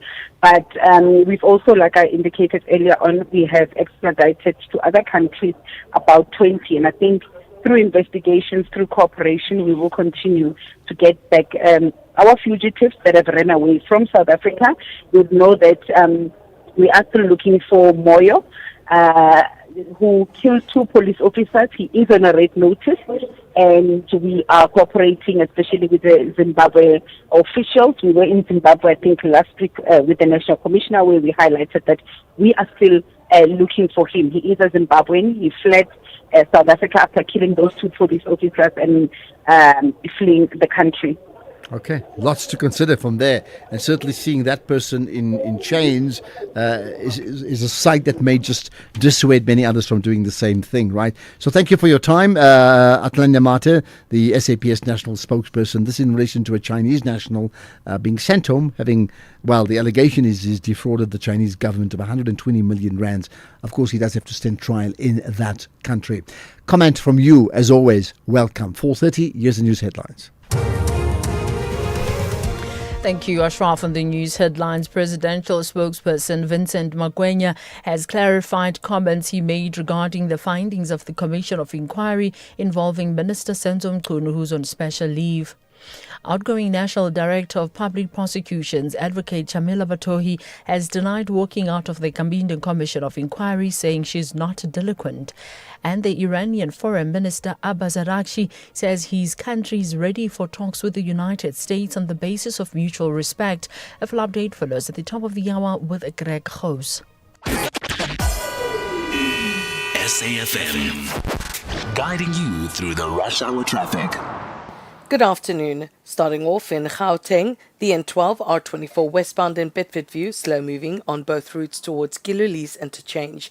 The M1 southbound is slow moving towards Boysons, and Allendale Road westbound in Midrand is closed between Pretoria Street and Harry Golian Drive, and that is causing some serious delays of traffic in the area. In KZN, Bayhead Road is where truck crashes reported at South Coast Road, the M19 westbound in Westville, slow moving towards Dunkeld Road, and a stationary vehicle on the N3 southbound after Paradise Valley East ramp. In Cape Town, the M3 inbound is where crashes reported before Hospital Bend, Marine Drive northbound in Milnerton, queuing towards Racecourse Road, and Baden-Powell Drive eastbound is where crashes reported at Strandfontein Road. With your traffic update, I'm Irma G. This is SAFM Sports with Tuming Khapele. I tell you something, while the news has been going on, Tumi has been screaming like a supporter, chanting like a supporter. That type of thing, like, yeah! That sort of thing. What were you doing? I have been waiting for this moment. Novak Djokovic officially in the final of the Australian Open, beating Jannik Sinner 6-3, 6-3, 6-4, 6-1 and 6-4. And I mean, he just won right now. He was on his knees, raising his hands. I was actually also screaming. I mean, obviously he's looking for his 25th Grand Slam title. I'm really hoping that he goes all the way, but it's going to be very tough. This was very tough. Jannik Sinner didn't make it easy for him, but in that final, I would say Sinner would be the favorite, right? Yes, He would have been the favorite to go face Alcaraz, but that final, Alcaraz versus Djokovic, good luck to Djokovic. You kuzang him, eh? I'm for Djokovic, but I think it's going to be a very tough one. All right. Well, let's move on to football, where President Cyril Ramaphosa has received the FIFA World Cup trophy at the Union Buildings, marking the start of the trophy's 3-day tour of South Africa. A number of dignitaries were in attendance, including Gauteng Premier Panyaza Lesufi, Sports Minister Gayton McKenzie, and some former Bafana players and current captain Ronan Williams. The trophy then moved to Pretoria State Theatre. Tomorrow, it's Joburg's turn at Nasrec Expo Center, and then Sunday is in Cape Town. And if you want to go and just check out the trophy tomorrow, there's free tickets. You can go to Gayton McKenzie's X page. There's a QR code that you can scan to get the tickets. I also retweeted it on X. Meanwhile, Mamelodi Sundowns coach Miguel Cardoso has reflected on the lessons learned from his side's 2-2 draw against Al Hilal in last weekend's CAF Champions League group stage clash as the two teams prepare to meet again. The Brazilians are in Rwanda, a neutral venue for the Sudanese outfit due to an ongoing challenge in their home country, and will be pushing for all 3 points tonight. As the competition goes forward, obviously every match becomes more and more important, less opportunities to collect points ahead. So we know we played a good match home against a strong opponent, as I had the chance to state on that. It was a tricky match because I think the team played enough to collect more points than we got in the end, but we also were penalized by the mistakes we did that we should have not have done. Second opportunity, a fantastic stadium, so quite excited to play here. Very good conditions, the same opponent, again a tough match. Let's hope we can put the spirit inside the pitch we need in order to fight for the victory until the end. I think we have conditions to do it, but we also have conditions if we are not 100% focused, 100% giving the best. Elsewhere, Arsenal teenager Max Doman has signed a pre-contract agreement to commit his future to the Premier League leaders. The 16-year-old England youth international will put pen to paper on professional terms when he turns 17 on the 31st of December. Now, Doman, who joined the Gunners Academy at the age of 8, has already made 5 senior appearances this season and became the youngest player to feature in a Champions League match in November. In rugby, junior box coach Kevin Foot has played down the hype surrounding teenage centre Marcus Müller, insisting that the youngster remains grounded. The squad assembled in Stellenbosch last weekend and have already faced UCT and Maties in warm-up fixtures. Now, Müller has dominated discussions as a potential future Springbok, but Foot stressed the wider talent pool, highlighting Ethan Adams and AJ Meyer amongst others. Just to confirm the score, actually now I have the final score. Djokovic winning 3-6, 6-3, 4-6, 6-4 and 6-4. Currently doing interviews on court, and as we know, up next for him, he will be facing Carlos Alcaraz in the Australian Open final. In terms of golf, Justin Rose fired a sparkling 10 under 62 on the North Course at Torrey Pines to lead the Farmers Insurance Open by 1 shot. Rose converted birdie chances on nearly every hole to surge ahead, despite missing opportunities on 2 par 5s, and the round also marked Brooks Koepka's return to the PGA Tour after leaving Live Golf, and Koepka carded a 1/73 on the toughest South Course, making his only birdie at the last. That's it from my side for now. I'll have more in the next hour, and one thing for sure, I'm walking out of the studio smiling. And that's not because you've got the pink Proteas cricket top on. I'll be talking about that in the next hour, actually. But you are smitten now with that tennis result. There we are. Novak Djokovic. Hi, my name is Kutlwana Masote, your host of Weekend Sundowner Classics every Saturday and Sunday afternoon between the hours of 4 and 7 p.m. exclusively on SAFM. Now, this is where you get your best classical music jams on any radio platform. Join me every Saturday and Sunday afternoon between 4 and 7 p.m. Weekend Sundowner Classics.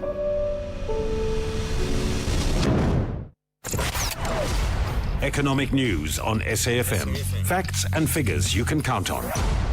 Right, what's other news like on the markets on a Friday? To tell us all about it is Paswani Mpatlele. Paswani, hi. Good afternoon, Ashraf, and to all your listeners. Well, Mark, when we look at market developments, we got data from the Eurozone. The economy grew by 0.3% in quarter 3, signaling economic resilience while investors continue to price out interest rate cuts. The likes of the US, we got the producer price inflation that was higher, showing that there is some inflation running through the economy, especially on the service sector side. And looking at South Africa, back home, our private credit numbers were up 8.7% year on year in December, at the fastest pace seen since 2022, reflecting that banks are opening to giving out credit to investors and consumers and businesses to improve and stimulate the economy. But the big highlight of the day today, Ashraf, was volatility, and volatility coming from the gold. We see the gold volatility was around 45 when investors decided to cash out and take profit. It managed to break it down by over 7%. Right now, it's just down 6% at $5,050 an ounce. And we see equities exposed to gold, like the miners, ranged lower, down by 10 to 20%, offering buying opportunities, because when you look at equity VIX, it still shows mid-range. At the same time, we see platinum also felt the pressure of profit taking, down 13% at 2,285, silver down 15 at 98. Meanwhile, we just saw the likes of oil just down 0.6% at $69.12 a barrel, looking bullish, supported by that geopolitical premium that's still priced in, and the fact that it's still closely correlated to the dollar, which has risen up 0.3, supporting it. And the momentum of the dollar is not a lot to be spooking anyone, because its investors are still pricing in the dovish data coming, that is expected to come over the next 2 weeks from the US, and especially the new Fed head that has been nominated by Trump, Kevin Walsh. Markets will be focused on pricing his dovish levels coming into next week. When we look at the equities, we see that US opened down. Nasdaq was down 0.5, S&P and the Dow down 0.3. In Europe, the DAX and CAC was up 0.7. We know back home here, the JSE crashed 3.8%, as our resource sector dropped 11%. Industrials was up 0.2 and financials up 0.3. When we look at the rand, it weakened over 1%, but still holds below that 16 rand level, which is a positive. Rand against the dollar is at 15.98, rand against the euro 19.04, and rand against the pound 21.97. You got all of it covered, Paswane Mphatlele. Thanks for your time. Have a great weekend, and we'll connect with you and your team on Monday. SAFM supports a litter-free South Africa. Play your part in keeping our surroundings and environment clean. SAFM, leading the conversation.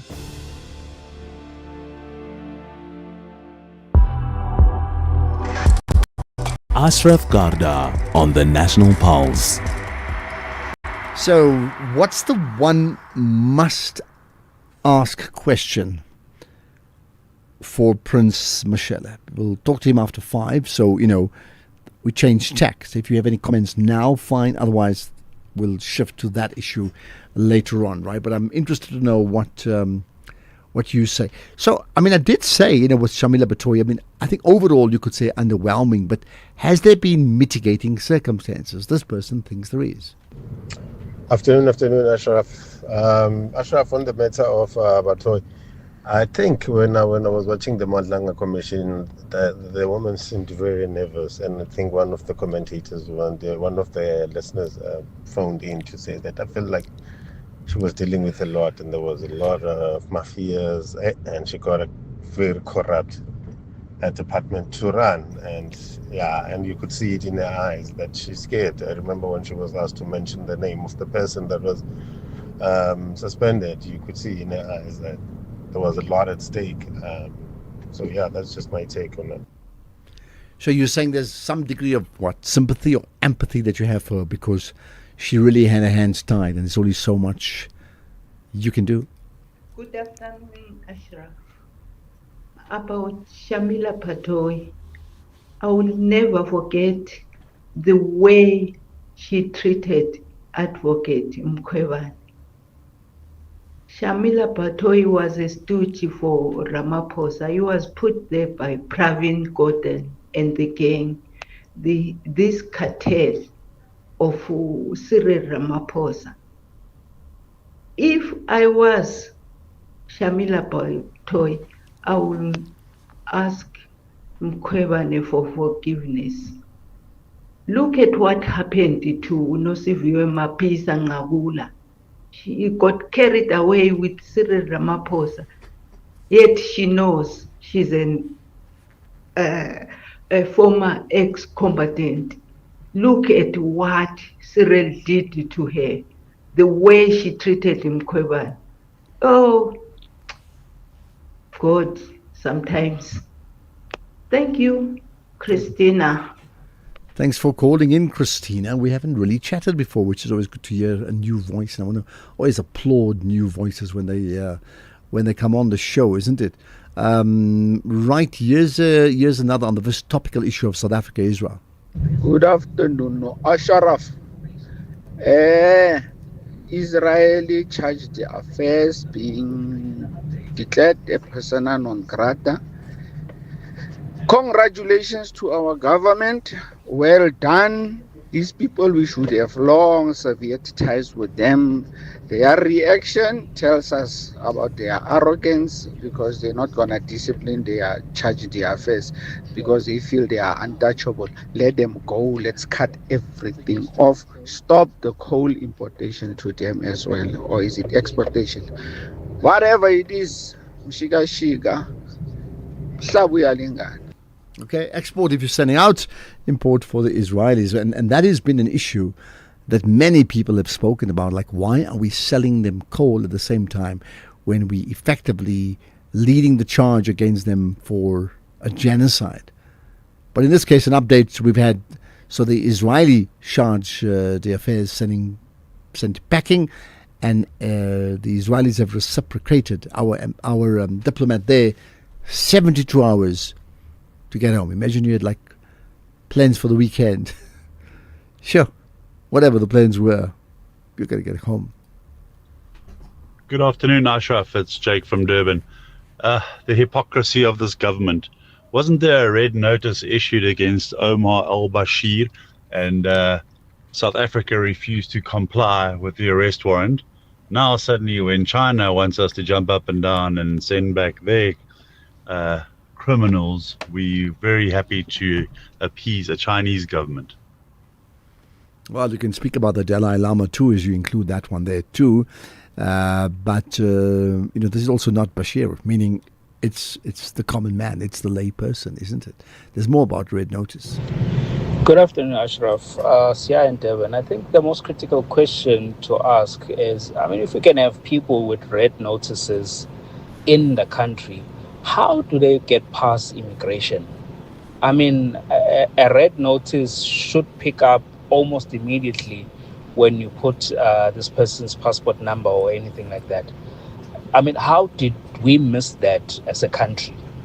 And you can see now that this immigration problem is bigger than what we think, because now we have plenty of criminals hiding in the country, and we ourselves cannot even detect them when they enter. Sia and Devon. Thank you for that, Sia. And there's more on which I think will be a growing story for the weekend. I have no doubt about it. Good afternoon, Ashraf. This is Tabitha Bloemfontein. Very glad that our government took a stand and shows that it's not a weak government, and they cannot tolerate this kind of behavior from the deputy ambassador from Israel. So I'm very happy that they declared him person of non-grata. So South Africa, go forward. South Africa, go forward. So there's support there. Anybody believes South Africa got it wrong regarding sending the diplomat from Israel out, and Israel now reciprocating with the same? Anybody believes that's different? Let me know. But beyond that, there's so much more about Shamila Batohi. Here's one very, very furious, I would think. Hello, Ashraf. Advocate Shamila Batohi is a total disappointment. Thank you very much. That's it. No excuses, no reasons, no nothing. Just like total disappointment. This one. Good afternoon, SAFM and its listeners. This is Tulan Ndlovu, KZN. Batohi is the definition of incompetence. Incompetent to the core. Incompetent to the core. That's what she is. She is so incompetent. Incompetent to the core is what you say. And man, there's so many responses. Is there anything else we're talking about today? Here's one. Ashraf, Shamila should have just left. She did not have to say anything. It was not going to change anything. Agahambe, abuyele lapho makhona phesheya, cash her pension and leave. She must just go. But she's honor bound to give her goodbyes, don't you think? And in South Africa, it doesn't mean it's done. She can be recycled completely. And we do that with politicians, man. Why would we not do that with her? Seriously. There are many examples of underperforming politicians who come to the end of their term, and you know what? They get promoted. It's like a football coach who gets fired. That's never the end of the world for them. Good afternoon, Ashraf. My one word to best describe Shamila Batohi's tenure in the NPA would be wasteful. And I say that to say this. No proper prosecutions have been done from the time she was appointed as the NDPP. But at the end of the day, Ashraf, what we should question is her qualifications, because Shamila Batohi doesn't look like she's competent, in my opinion. Respectfully, Daniel here in Bryanston. Well, it's a question like interesting. How is she going to be judged on? What is she being judged on? What's the measure? Albert in Sky City, not Sun City, Sky City. Hi, Albert. Albert, hello. Albert, hello. Albert's gone. Me. Albert, Can you hear me? yes, I can now. Where's Sky City, Albert? Somewhere near Palm Ridge Magistrate Court. Oh, I see. Okay, now I know. Right. Yes. Go for it. What do you want to talk about? March and Operation Dudula. Yeah. According to me, they are so Afrophobic because there are so many illegal immigrants who are from Asia and Europe in South Africa. But not even a single day have I ever seen them, unless maybe they've done it, I haven't seen them, doing the Dudula ring and the marching on those illegal immigrants who don't look like them. So I've got a problem with that kind of thing because that for me is not being xenophobic, but it's being Afrophobic. And if we go along that route, we're going to end up having a civil war. That is why what we saw, that video clip there in KZN regarding with Robert Nechiwunda, because it is that kind of mentality that is fueling Operation Dudula and March on March, because they hate what looks like them.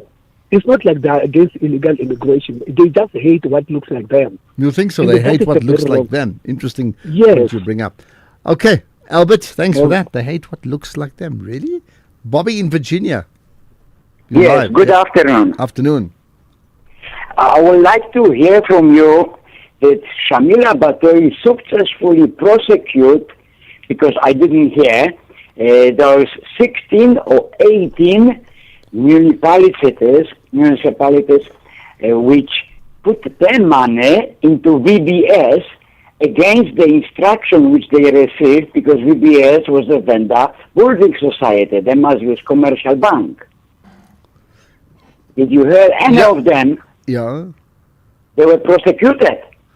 Okay, so that's the point you're making in terms of prosecutions, right? Yes. There, okay, let's get an update on that. Let me not say too much in terms of, because there's just been so much. Let's get an update on that. Thanks for that, Bobby in Virginia. Right, I don't know when last we spoke about Burkina Faso. Good morning, Honorable Ashraf, and good morning to honorables who are the listeners. Honorable Ashraf, I like what Burkina Faso is doing. I think that's a good thing to do. Now the military is working for people, not the politicians who are eating from the poor. I like it. I wish it can happen here in South Africa. We've got a lot of political parties. They are busy eating. I'm just there to eat. I wish it can happen here. It's Honorable Maguga Kubana, a Western Cape 2, Kwelgazile. Danko. Oh, thank you. You say good morning. Like I thought for a second that you could well be out in the USA or Toronto, Canada, maybe Brazil, Rio, Buenos Aires, because it's morning. No, we're very much in the afternoon. I get your point. Listen, I'm not advocating for because that would be a military being in charge of a democracy. It's a bit different. But how competent is our military anyway? Good afternoon, Dr. Ashraf. Dr. Ashraf, as an ordinary person, as an ordinary citizen, Shamila Batoy, 7 years ago, she promised people in orange overalls. Maybe it missed me. I didn't see anything. As a result of her work, I haven't seen anything. But the man at SARS, that Edward Kitsweta, the man was doing well. We have been getting our monies from SARS. The system has been working properly, and the man has been collecting nicely. So you say well done to SARS and Edward Kieswetter, but not many of the others. Just a quick one on travel visas. Ashraf, this is on BRICS, and the recent development with China and UK on free travel visa. And I had so many questions that I think the closest international allies outside Africa is that members that we have in BRICS. But up to till this day, South Africa still doesn't have a free visa travel to China and Russia. And you question the benefits as well as to, there might be trade, benefits and other stuff, but then I think for me with visa, especially if you are a traveler, you'll understand the frustration that one faces when you have to apply for a visa. Okay, well, look, I think, you are right in general that certain countries have huge visa privileges, others not. And you'd hope that South Africa, particularly with the BRICS nations, that it would be very, very reciprocal. Others have visas, but they're easy visas, just visa upon landing. I think India's got that. Or like a quick online, it's a formality, for example. Yeah, I hear your point and the frustrations that we have because of that. Afternoon, Ashraf. One word for Shamila Batoy, useless. Daniel Middleburg. We had so much of the word useless and liar, just by the way, regarding the Madlanga Commission's guests we've had, this week. Suddenly now the attention is shifted. Somebody else. Good afternoon, Ashrat. Ashrat, I think Shamila Batoy was a very useless person. She didn't do anything. She was just paid there for 5 years. But I think, and I could understand, that maybe she is a relative to the Guptas, because even the Guptas, they were not extradited in Dubai as such. And now the Guptas are making a lot of money. I don't know whether maybe Cupcake and his former president employed her, knowing her that she will defend their friends, the Guptas. And I think maybe it is good that she has just left that. It's 500 from straight. Thank you. But how do you make the connection that it's a relative? Because if they were related, then clearly we would know that. So how do you make that connection? Because you can then apply that same principle to every person who's not been, arrested in the country, to say, well, that must be a relative of someone else. I mean, how do we make that connection? Yeah, good that you'll be interviewing Prince Mashele, anonymous here. Actually, I studied with him late 90s, early 2000. Hey, Ashraf. Good afternoon, and good afternoon to the listeners. The ANC-led GNU government can expel the Israeli ambassador as much as they want, but it doesn't change the fact that the Eastern Cape hospitals are poorly resourced by Oscar Mabuyane, the premier. As a matter of principle, Oscar Mabuyane shouldn't be looking for a third term. It's honorable for him to step down, because it was the same principle that he cried for against his predecessor, which made him to become a premier. That's Andile from Stakespruit in the Eastern Cape near the Lesotho borders. Thank you for that, Sir Andile, and reminding us about Oscar Mabuyane. Maybe there's time for one more comment. Ashraf, Shamila is the most useless NPA head I've ever come across. John Hammanskraal. She was the most incompetent. She did nothing. Actually, she stole our money as South Africans. How do you say she stole your money? I think people have to be careful about. You can say a person's incompetent, but like stealing, saying is an actual accusation. How do you say that? Just wondering. Just by the way, and you're saying again the most useless. Is there anything that Shamila Batoy did right? Is there anything that you said, hey, you know what? Overall, I was not impressed, but this part, I get it. She did really well. You know what we should be doing? go back to the day she took office the first time and see the promises or her manifesto, so to speak, of her plan, and then compare that to today. And don't just stop there. Go do that with Ramaphosa as well, day one, and Ramaphosa now, and do that with Zuma, and do that with Mbeki and Mandela and or every other politician, okay? Even when they took over, for example, like Firoz Kachalia now is the acting minister, it'll be of police. It's interesting to see what they all said at the time that they took office. And then when they're done, to just compare that. But we can apply that across the board. Now, we can't take calls on that, but send the messages. Do that anywhere. You can tweet it out because, you know, being a Friday, it's the fireside chat. And today we chat to Prince Mashele. Of course, I will ask him about Shamila Batoy. Why shouldn't I? Let's get the news. It's 5 o'clock. Here's Greg.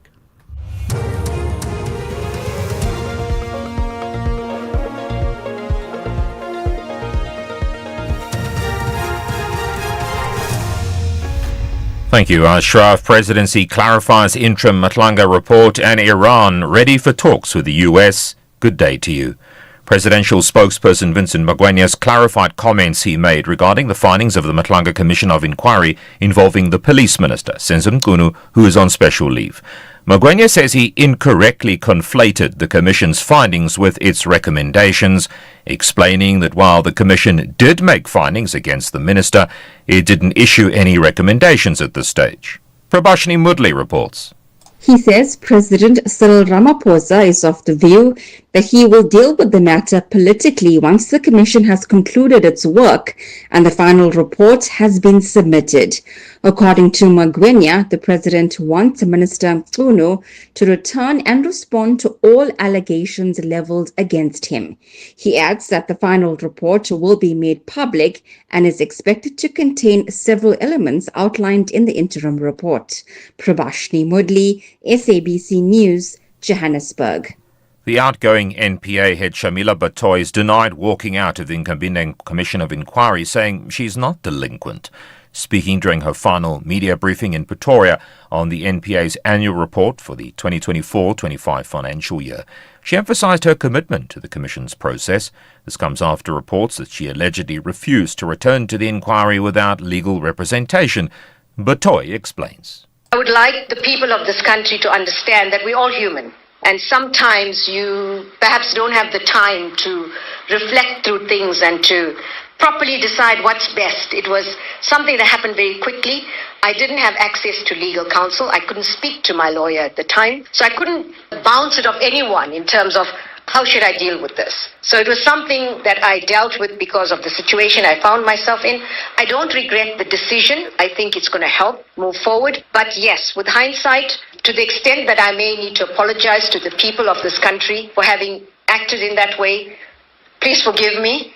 But at that point in time, I was in a very difficult situation and I could have dealt with it differently. The inquest into the death of the late anti-apartheid activist Steve Biko will return to the High Court in the Eastern Cape on the 20th of February to conclude matters relating to case management. The matter was in chambers today and was postponed to allow the state to finalise the appointment of state attorneys for persons of interest expected to testify during proceedings. The reopened inquest seeks to re-examine Biko's death in police custody in 1977 and determine if anyone can be held criminally responsible after a previous inquest in 1978 cleared police of wrongdoing. This inquest is part of a drive to revisit apartheid-era deaths in the search for justice. Inquests into the death of the Cradock 4 and the Pepco 3 are also underway. The Eastern Cape Health MEC in Thandokazi Kapa has launched an in vitro fertilization clinic at the Nelson Mandela Academic Hospital in Mthatha. The clinic is already operational, with 14 people ready to undergo treatment and a further 300 people undergoing tests. The MEC elaborates.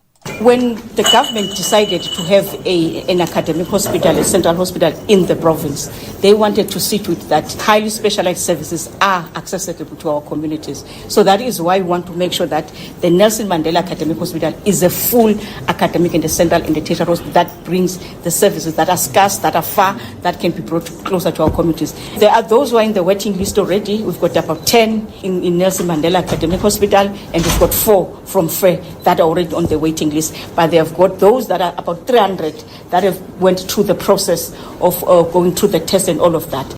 Iran's foreign minister says his country is ready for talks with the US on the basis of mutual respect. The BBC's Kasra Naji has more. We're getting reports that President Erdogan of Turkey is trying to arrange a telephone conversation between Iran's president, Masoud Pezeshkian, and Donald Trump. We don't know what's happening to that, but just now in this press conference that we've just seen, the Iranian foreign minister says that Iran is happy to enter negotiations as long as he puts it, the negotiations are equitable and fair. Top story. Presidential spokesperson Vincent Magwenya has clarified comments he made regarding the findings of the Matlanga Commission involving the police minister, Senzo Mchunu. That's SAFM News. I'm Greg Khos. In sports this hour, President Ramaphosa receives the FIFA World Cup trophy. Basketball South Africa stripped recognition by Sports Department, and Pink Day takes centre stage this weekend. More details at 5:30. SAFM, guiding you through the rush hour traffic. Good afternoon. Starting off in Gauteng, the N1 northbound in Midrand queuing towards New Road, the M1 southbound slow moving towards Boysons and Sefako Makhato Drive in Pretoria's where crashes reported at Vinco Street. In KZN, Umgeni Road eastbound has a crash on the link to Chris Hani Road. Bayhead Road is where truck crashes reported at South Coast Road. In Cape Town, a crash on the N2 inbound after Kells River Road ramp. Campground Road is slow moving through Newlands, and the R44 northbound in Paarl queuing at the R101 Klapmuts Crossing Junction. With your traffic update, I'm Irma G. Stay safe on the roads. SAFM is with you. The National Pulse with Ashraf Garda on SAFM. You're listening to the National Pulse, weekdays 3 to 6 p.m. Right, the National Pulse it certainly is. So all the other comments, put that on hold, because on a Friday we have this fireside chat where we speak to one guest for, well, it's about 40 odd minutes within the entire hour. And today our guest is someone who I've never heard him keep his mouth shut, if you get my point. He always has a lot to say, so I'm sure it'll be more of the same. With me, Prince Mashele. Good talking to you, and I know we connected via Zoom, not in person, but either way, welcome to the National Pulse, and really looking forward to chatting to you for the next 45, 50 minutes or so. Thanks, Ashraf, and good afternoon to the listeners of SAFM. I don't know what I've done to deserve this invitation. Yes, I do keep my mouth shut sometimes. When do you keep your mouth shut? I mean, when do you choose, like, no? Well, if you follow my work, sometimes I disappear for a whole month or even more. In fact, I haven't spoken to you in more than 6 months. I actually don't remember giving an interview to you over the past 6 months. So I actually do take a break from my public work and read books and reflect. I have a policy that I give one major interview per month. Other than that, I get invitations and I keep on declining. But I accepted your invitation because you and I have been in this game for many, many years. In fact, to my recollection, I think you and I have been in this game for more than 20 years. There we are. Yes, we have. Yes, we have. Absolutely. I mean, I've been at the SAFM. I've been away. I've been 5 years gone and back again. And you're around and I'm around, and we have a role to play, isn't it? Yeah. In fact, let's talk about it. I mean, what do you see your role in South Africa right now? What is your role to play?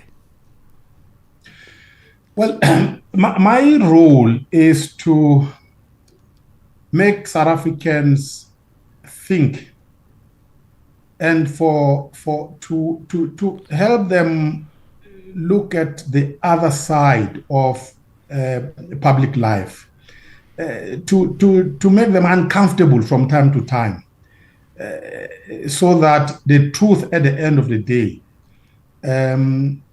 is given space in public discourse. So essentially, I am a public intellectual. My role is to contribute my opinion so that South Africans can talk. That's what I've been doing for more than 20 years. And I hope that I have succeeded on my mission. Well, look, the one thing about you, and of course, in our role, we speak to many different commentators and analysts, and what you want is not for a commentator or an analyst to say the obvious, like the sky is blue, because we know that, is to do two things: to give meaning to why the sky is blue, and then not to sit on the fence, right? And I think you get that right all the time. I never think of you as someone who's going to just sit on the fence and be very, very neutral. You have strong views and you articulate it, and you don't just say the obvious. So that means the takeout to an audience is richer, even if they don't agree with you. Say, this guy's talking nonsense. It's fine, because there's a lot of learnings that take place because of that. Yeah. Yeah. Look, my approach is a bit different from most of my colleagues. The reason why I do my work the way I do is because, firstly, I never forget that I'm a citizen. So I'm a citizen first before I'm a political scientist or political commentator. So when there's any issue affecting the public, I count myself as among those who are affected. So I look for facts and say, what are the facts on this issue? And is there wrong and right involved in this matter? So I identify the facts. Once I have identified that there is wrong and right, I side with what I believe to be right. So if a politician, for example, has behaved in a way that harms the public, I firstly point out that this politician has behaved in a manner that harms the public. Secondly, I take a moral stance and say, this is wrong and I condemn it. Most of our political analysts are scared to do so. They use language like, however, it would appear as if they want to be safe. So I don't want to be safe. I want to tell the public what I think, and I'm not scared to take sides. But when you say they want to be safe, why? Let me not assume it. Why do you think they would want to be safe? What would they be fearing? I'll tell you something that is obvious that most people may or may not know or see. Most of our commentators are employees of the state, by the way. They are, most of them work for universities as lecturers. If you work for a university, you are an employee of the state. The Minister of Higher Education is actually your boss at the end of the day. The Minister of Higher Education can call your employer and say, I don't like what this guy is saying. So most of our colleagues in the commentary space are scared because they want to look after their jobs. The fortunate thing about me, by the way, is this. Since 2009, I have been unemployed, call it self-employed. So I pay myself a salary. So there is no one who's going to call anybody and tell me to shut up. So I only listen to my own jacket, and I'm not scared of anyone because I have no employer. And that point about being self-employed, were you very intentional about that, a while back, or did that happen by chance? No, it was very intentional. And by the way, it has a long history. So I was once employed myself. I worked for university here and there. I also worked for think tanks. And I personally experienced what I'm talking about, by the way. Even when I was working for independent think tanks, politicians would call my boss and say, hey, you need to rein in that boy. He is mad and is going wild. And my boss would diplomatically tell me and say, Minister so-and-so has written me an email. I had a discussion, but please tone down this and tone down that. And it irritated me. So what I decided to do back in the day, I decided I am going to resign from my employer, set up my own little intellectual tuck shop called the Center for Politics and Research, and I'm going to consult for whoever invites me to offer my opinions, and I charge a fee. And I'm going to write books and generate. We've just lost that sound. If you can hear us, I don't think you're muted, right? No, you're not muted, but yet we've just lost Prince Mashele's sound just for a second. I'm not too sure why, because let's just take a quick break and then we'll sort that out in a moment. SAFM has signed a code of conduct that is enforced by the Broadcasting Complaints Commission of South Africa. Under the code, we are committed to giving news that is accurate, comment that is fair, and programming that is not harmful, does not amount to hate speech, or contain violence or explicit sex. If you think we are not living up to that code, then you can inform the Broadcasting Complaints Commission of South Africa. Direct any complaints in writing to the Broadcasting Complaints Commission of South Africa. PO Box 142365. Craig Hall 2024. Fax to 011-326-3198 or an email to bccsa@nabsa.co.za. For more information, please visit www.bccsa.co.za. You're listening to the National Pulse on SAFM. All right, hopefully we'll sort out that sound issue with Prince Mashele. You are back, and let's just check if we can hear you, yeah? I can hear you perfectly. Can you hear me? Yeah, I can hear you now. Thank goodness for that. Right, so where were we? You were talking about you get paid for consulting as part of this independent person that you get. Just continue on that vein. No, because you were referring to, yes, you would get your boss using that word or the phrase toned down, and that irritated, if not infuriated you. Tell me more about that. Yeah. Yeah, so what I decided to do years ago, I decided to leave my employment, set up my little spaza shop called the Center for Politics and Research. And I've been using that platform to consult and generate income for myself. And I write books. So that has given me a space to be truly independent. And not worry about who is going to call who and tell me to tone down. So I don't tone down. I speak what I like. If some politician somewhere doesn't like what I say, I really don't care. I heard about I write what I like. Here it is. I speak what I like. Well, look, speak what you like. What's the one thing today? There's a lot happening in the world. What's the one thing you want to get off your chest? Look, I've identified my mission in South Africa. And my mission is political because I'm a political scientist by training, so I follow politics. Here is my mission simplified. I am trying to prevent South Africa from becoming a Zimbabwe. In a nutshell, that's what I'm trying to do. I've traveled across the world, and I've been lucky. And I've traveled across the African continent. I've been privileged. I know that much of the African continent is a mess, is in a bad state. You have thieves and dictators in charge of most of our African states. The majority of citizens in Africa have been pauperized. And the closest case, by the way, for us as South Africa, it's Zimbabwe. Zimbabwe is a failed state. Its citizens are unemployed. They are scattered all over the world, including here in South Africa.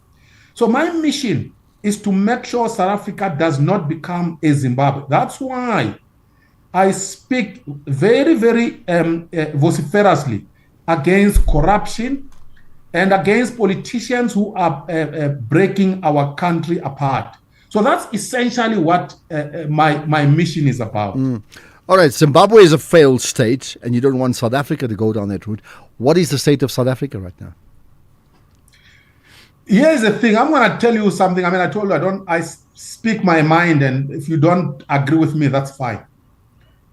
South Africa without the private sector, and here, this I want to put it very categorically. South Africa without the private sector by now would be a failed state.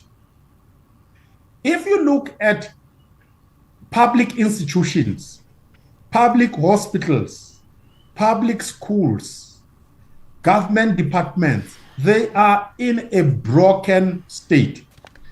The institutions that function today properly are those that are in the private sector.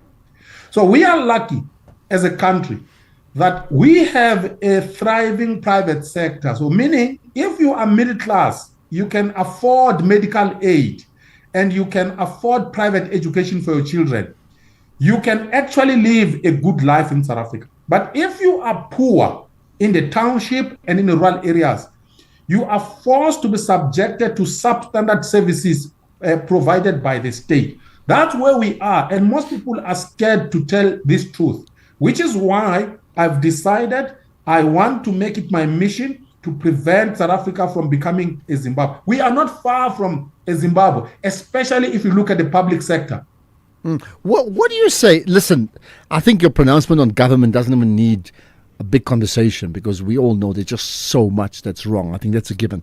But what do you say to those that say, we hear what you're saying about the private sector, but the private sector in delivering service is also milking the country. It's disproportionate. Their profits they make far too much profits. They untransformed, and therefore you don't have those changes. In fact, think about that because I want to get an answer from you right after this. Get Barter school shoes at Spar for 75 Rand when you spend 350 Rand or more and swipe your rewards card. Buy 850-gram Parmalat pre-packed cheese for 124.99 plus 300 megs free data on Spar Mobile, or 400-gram Parmalat or Melrose cheese slices for 59.99 plus 150 megs free data on Spar Mobile. Price is valid from 20 Jan till 8 Feb while stocks last. Only at Spar. T's and C's apply. Hi, I'm Zycard. Catch me every Saturday from 7 to 9 p.m. on Spotlight as we bring you blow-by-blow sporting action, news. That's Spotlight every Saturday. You don't want to miss it.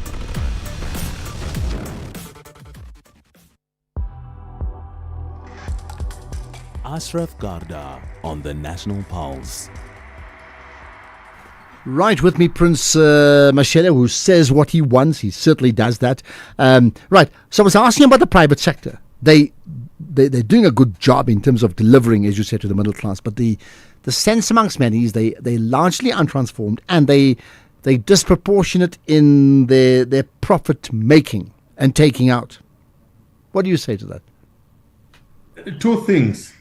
Number one, if you had a properly functioning state with a capacity to regulate, that kind of state would protect South Africans from what you are describing. So the problem is that you have a broken state that cannot enforce anything.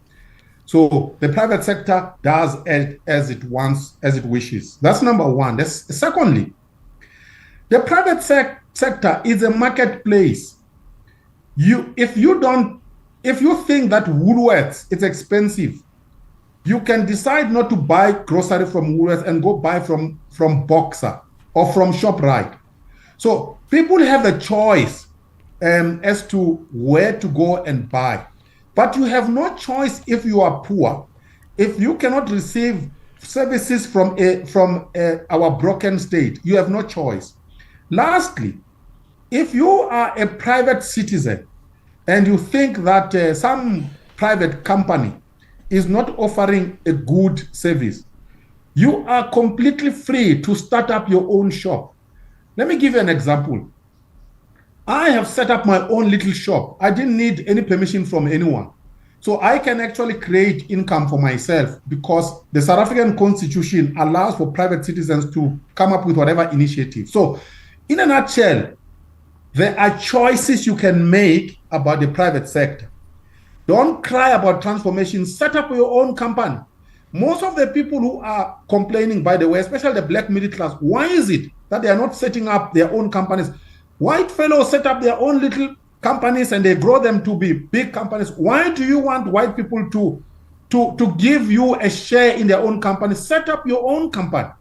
If you look at the history of the private sector in South Africa, the English at some point, they ran mines, they excluded the Afrikaners. The Jews also, ran mines. They excluded the Afrikaners. The Afrikaners didn't cry and say to the Jews and the English, please give us 25% of your share in your company. No, the Afrikaners set up their own companies and ran their own businesses, of course assisted by their own state at the time. Why is it that the black state is not assisting black entrepreneurs to set up their own companies? So I am saying that this criticism, by the way, is unfair in the sense that people don't take responsibility for their own failures. All right, but you say they're not assisting them. Some may say, in fact, they are. There's examples of, Ministry of small business. There's other entrepreneurial projects. There's BEE. I mean, isn't all of that enablers to try and set up something alternative to what existed in apartheid? In fact, BEE is a problem. If I were to be president of the country, I would scrap it immediately. It is the thing that has made the black elites lazy. So you simply are invited into an existing white company and you are given shareholding. You've never worked, you don't even know how to set up a company. And then you are invited to the next meeting in a boardroom, you are given dividends. A thing like that is extremely dangerous. It kills the creative spirit of the black elites. The black elites must never be given these shares for free. They must set up their own companies and sell stuff so that they can know how to start a business as well as to be productive. If I were to give you my version of BEE, my version of BEE would have two components. I would say empower employees, workers. The workers who are toiling in these companies, they should get shares in the companies. Don't give to a fellow who has a suit who doesn't even work there in the name of BEE. Number one. Number two, I would force companies to contribute to a fund that would make sure that black children in black schools receive the best quality education, especially in maths and science. If you did that, you would actually move a whole mass of blacks from poverty to a middle class status. So the BEE thing actually is part of our problem. But this fund you talk about, some may say, in fact, we have this fund. It's called taxes. Yeah, but of course the fund is being, we know that the politicians, the ANC politicians, let's be honest about it, have been stealing from that fund. So South Africans must remove those politicians and replace them with better politicians. I mean, that's how democracy works, by the way. So if you have one bunch of politicians, they are stealing from you. At the next election, you remove them. You try another bunch of elections. The problem is that, especially the black majority, they have been voting the same bunch of thieves of the ANC, election in and election out. And now it has reached a point where these guys have stolen almost everything. There's nothing left to steal, if I were to borrow Mzilikaziwa Africa's phrase. Interesting. I mean, you say like a bunch of thieves. In the past, one would say alleged, right? You're very comfortable saying thieves. No. Very, very comfortable. I mean, I have eyes I can see. You can see I'm wearing glasses. I mean, Ashraf, you are a journalist, I understand. You need to be safe because if you say a bunch of thieves, I mean, the next day the SABC will kick you out. But here's the thing. There was a state capture commission, the Zondo commission. There is the Madlanga commission. Are you not watching the sectors? Can't you see? Don't you know who has stolen what? We have been told this stuff. So these are thieves. They are not alleged thieves. We know what they have stolen. We have seen in broad daylight. We know who has stolen what. We know Cyril Ramaphosa, for example, kept US dollars in his sofa. So you can't say it is alleged. We know I know what I'm talking about. Okay. Listen, before we get to the break, just a quick thought. You wrote that book called The Fall of the ANC, right? When did you write it? How many years ago? I co-authored it with Mzuki Sitko. We wrote it in 2012 and it came out in 2014. We predicted, by the way, in that book that the ANC was going to lose an election in 2024. When we made that prediction, by the way, they laughed at us, some laughed at us, some accused me of smoking dagga. But you must tell me now if the ANC has not lost an election in 2024. Some have also accused you of, playing for the other side, if you get my point. I mean, it's being used as this counterintelligence person who's manipulating influence to grow other parties. But the thing about it is that not a single person has ever produced a membership card of any party to say Prince has joined this. There is hardly no political party, by the way, on the opposition side of things that apparently I haven't joined. I have joined COP, I have joined AHANG, I've joined the DA, I've joined the EFF. That's complete madness. I have never been a member of these parties. Because I'm critical of the ANC, people assume automatically that therefore I support the parties on the opposition side of things. But if you follow my commentary, you will know that I have been critical of COP, I've been critical of AHANG, I've been critical of the DA, I've been critical of the EFF, I've been critical of all of them. But for some reason, people do not want to highlight that. They want to come up with their own conspiracy theories. If you've been critical, I just wonder which party and which political leader impresses you. I'll give you a moment to think about it, because we're going to have this break for news and sport and the markets, and then we'll continue chatting to Prince Mashele. Let me remind you as well, you can call in as well. Maybe we'll take 3 calls or WhatsApp comments maximum in this Friday fireside chat. Right now, let's get the news headlines with Greg. Quick look at the headlines. Israel and South Africa have expelled each other's diplomats. The presidential spokesperson's clarified comments he made regarding the findings of the Matlanga Commission involving Police Minister Senzo Mchunu, and the Justice Minister has officially declared Gauteng's crime prevention wardens as peace officers. A full update at the top of the hour. SAFM, guiding you through the rush hour traffic. Good afternoon. Starting off in Gauteng, the M1 southbound slow moving towards Southgate, Republic Road westbound in Randburg has a crash near Jan Smuts Avenue, and Beyers-Naudé Drive westbound in Rand Park Ridge is where a crash is reported near Easterhout Drive. In KZN, the M4 southbound in Umhlanga queuing towards the M41 interchange, and a crash on the N3 southbound after Cliffdale interchange. In Cape Town, the N2 outbound queuing towards the airport runway area. Main Road is slow moving through Claremont, and Kloofneck Road outbound slow moving through Tamboerskloof. With your traffic update, I'm Irma G. This is SAFM Sports with Duming Khapele. I received that FIFA trophy a long time ago. You did? Yes. Just after 98. Right? So now you're saying Ramaphosa has followed me. It's about time. Mr. Trailblazer. Well, President Cyril Ramaphosa has received the FIFA World Cup trophy at the Union Buildings, marking the start of the trophy's 3-day tour of South Africa. A number of dignitaries were in attendance, including Gauteng Premier Panyaza Lesufi, Sports Minister Gayton McKenzie, and some former Bafana players and current captain Ronan Williams.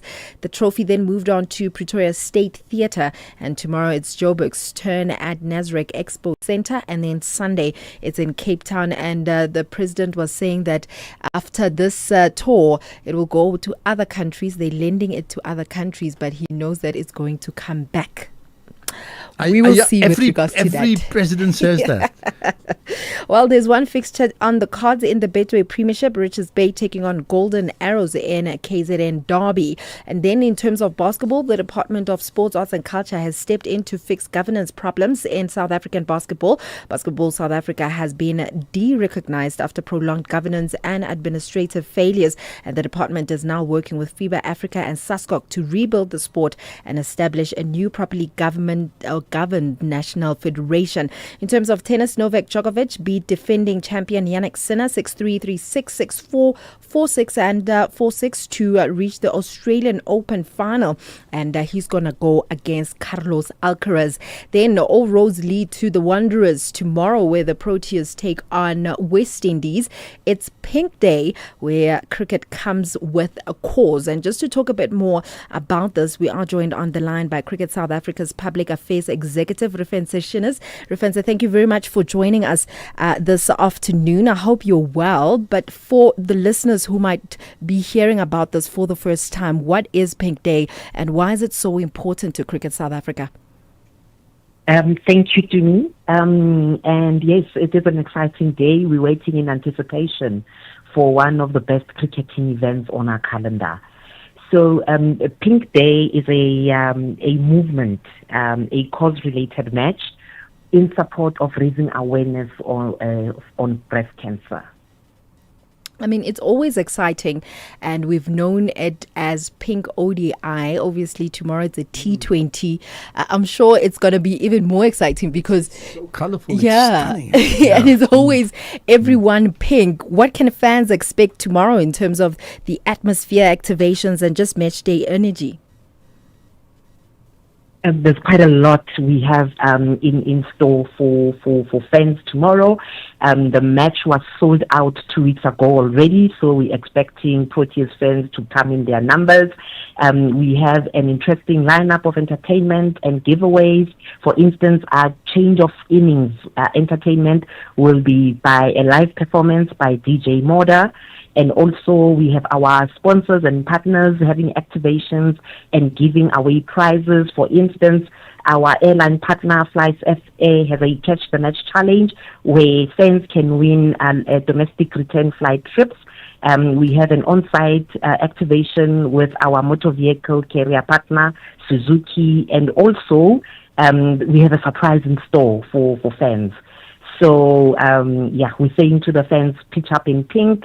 And let's show our solidarity with the patients of breast cancer. Let's show support to those who have survived and just create overall awareness. I mean, we've always seen how exciting Pink Day is, seeing everyone coming with their pink shirts. From a player's point of view, how do the players respond to Pink Day? I've seen some of them actually really owning the cause. They definitely do. So some of the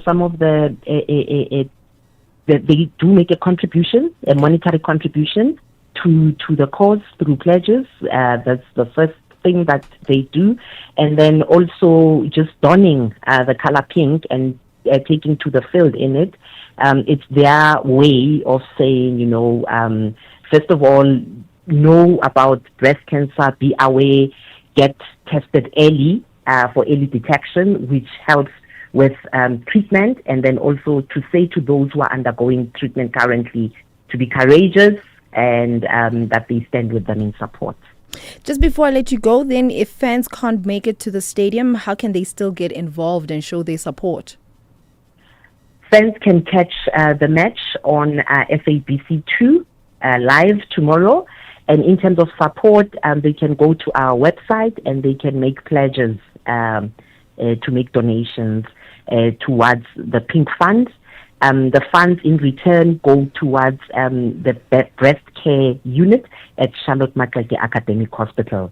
And what they help with ensuring that the breast imaging unit is up to standard, that patients who visit the breast care unit get treatment that is dignified and that they are comfortable.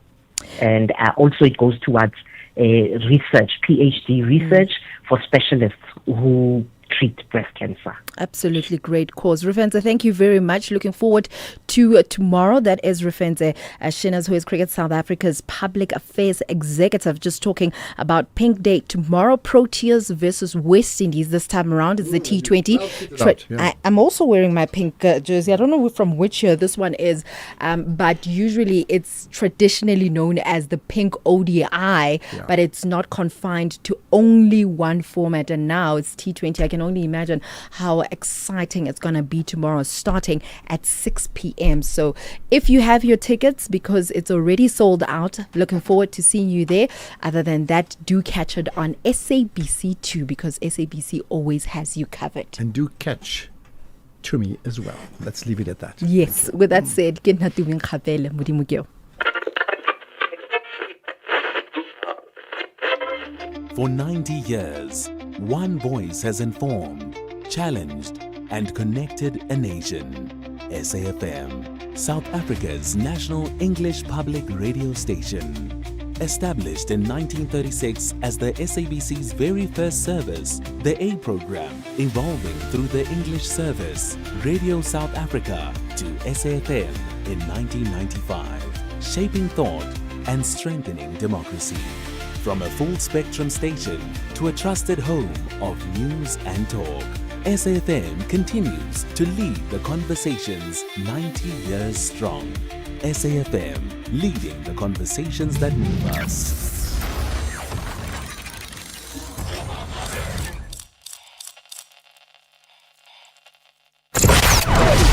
Economic news on SAFM. Facts and figures you can count on. We'll continue talking to Prince Mashele in a moment, and he's made the point about the strength of the private sector. So what do you have on the for today, Jimmy?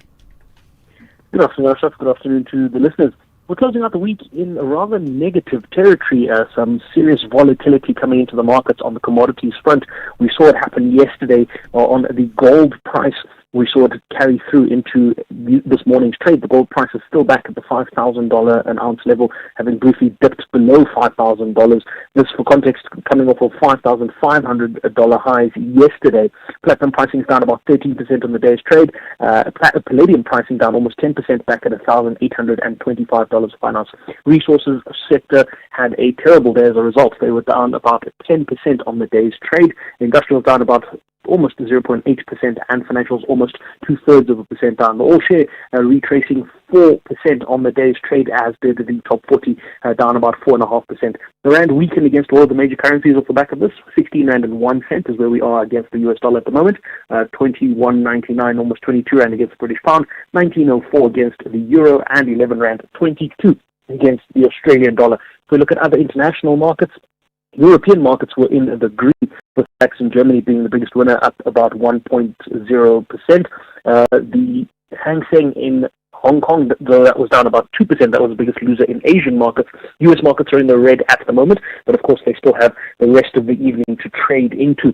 There seems to be a lot of uncertainty and a lot of volatility playing out in the markets. We'll keep an eye on this and see what it means, because the silver price is also back below $100 a fine ounce. At one stage this was above $120 a fine ounce just yesterday. So markets are really, really cautious and really looking to see how they navigate the times that they find themselves in, especially with everything happening internationally. So going into the weekend, not the best close considering where we were in the week, but relative to where we have started the year, we're not in the worst of shape. We'll come back next week. We'll see how these other movements continue to unfold within the markets and whether or not the commodities sector can rebound going into next week. So Ashraf, back to you. Right, perfect. You have a great weekend. We'll connect again on Monday. Right, perfect. Jimmy Moyaha. We continue with Prince Mashele. Ashraf Garda on the National Pulse. In fact, before there's some voice notes, but before I do that, let me just get that question answered that we had before the break about, because you made the point about the ANC. You predicted they will lose that election. I mean, not lose, but they certainly dropped in 2024. Well, you said 2024 in terms of the book, right? But the big question I asked you, so if not the ANC, who are the political parties and the political leadership of whichever parties, maybe even outside of politics, that impresses you? If we think of a dream team for South Africa to build a champion nation, who would they be? Yeah, let me give you my standard, so that people understand where I come from. My intellectual role model and a leader who inspires me is someone by the name of Lee Kuan Yew. He actually established the state of Singapore from nothing and turned it around from a third world backwater into a first world country somewhere in East Asia. I mean, if you take that kind of quality and you come back to South Africa and say, is there a leader who operates at that level in terms of vision, in terms of ideas, and in terms of technical competence? You will struggle to find a leader like that. So my standard is extremely high. So you could say, yeah, but that guy is a dead man. Let me tell you about a living former president, Barack Obama. Barack Obama, what he has done in the US, I mean, here is a black guy on the strength of ideas, showcasing himself to be the best among Americans, and the majority of white Americans voting for him and say, this is the best among us. That is the kind of leadership you will never even dream of in South Africa. In this country, we last had a decent leader in Thabo Mbeki. So all the imposters who came after Thabo Mbeki, if you look at them, they are very substandard characters. Some of them, by the way, in a proper country would not even be anywhere near the union buildings. So, and this is not the ANC, by the way. Even the DA, by the way, take John Steenhuisen. John Steenhuisen doesn't even, the fellow doesn't have a post-matric qualification. I mean, a guy like that should never be a leader of any decent political power. So, to cut a long story short, Ashraf, it is very difficult for me when I look at the political landscape today in South Africa to say that leader or this leader impresses me. There is absolutely none. So not one impresses you? We are led by mediocre characters. So not one impresses you? No, right? Certainly not. Julius Malema, I mean, here's the thing. Take the biggest political parties. The leader of the EFF is Julius Malema. That guy, in a normal state, he would not even be my secretary, by the way. In a normal company, he would not even be my secretary. So I don't respect the guy. I don't think he's someone that should inspire anybody. But anyway, there are people who vote for him. Take Umkhonto weSizwe, Jacob Zuma. This is a fellow with standard too. I mean, you saw he was when he was president. He looted the state. The guy can't even read numbers. I don't understand how sane people can be inspired by a guy who can't even read numbers. He can't tell you the difference between 1 million and 1,000. So if you take our leaders, Ashraf, they are a reflection of how bad we are when it comes to our standards of so-called leadership. We have no standards. We have sunk so low. But at least I rise above. I can tell you now that none of these characters impress me. All right. Maybe while we're on that point, just maybe pronounce on 3 or 4 other leaders very quickly. Just, Ramaphosa, Herman Mashaba, your commendation about that book with him is well documented. What do you think of them? Let's Zongezo Sibi. Who am I missing out on? Musi Maimane, if there's one other. But just quick, all in just one line of like 1 minute. Just a pronouncement on them, yeah. All of those people you have mentioned, if you take Barack Obama as a standard or Lee Kuan Yew as a standard, all of them are below average, including Cyril Ramaphosa. That's my attitude towards all of them. Okay. There's some WhatsApp comments, and I want to play them now so we don't lose that. We'll play them all in one go. Good afternoon, Ashraf. Oh, I love your guest. I love the guy. I like his to read his writings. I remember one time my professor in UNISA gave me one of his articles in a module called philosophy. So he writes what he likes, and I love him for that. I'm enjoying the conversation. Thank you. Ashraf, this Prince Mashile, and forgive me if I did not pronounce it correctly, has got a better vision than any leader in this country. Black, white, pink, purple, yellow, brown, green, red. This man has got an absolute fantastic way of looking at things. And it's practical. It can work. It will not just enrich the elite and the politically connected. Fantastic. Prince Mashile for president. Good afternoon, Ashraf. I want Prince Mashele's comment as far as the president by not including Senzo Mchunu and Shadrack Sibia on that Maganga report. How does he view that? I know he's going to be critical. He's going to be critical about that. Prince, what's your take on that, my brother? How do you view that? Please tell us, Prince. I like you, my brother. Thank you. Hi, Ashraf, Belinda.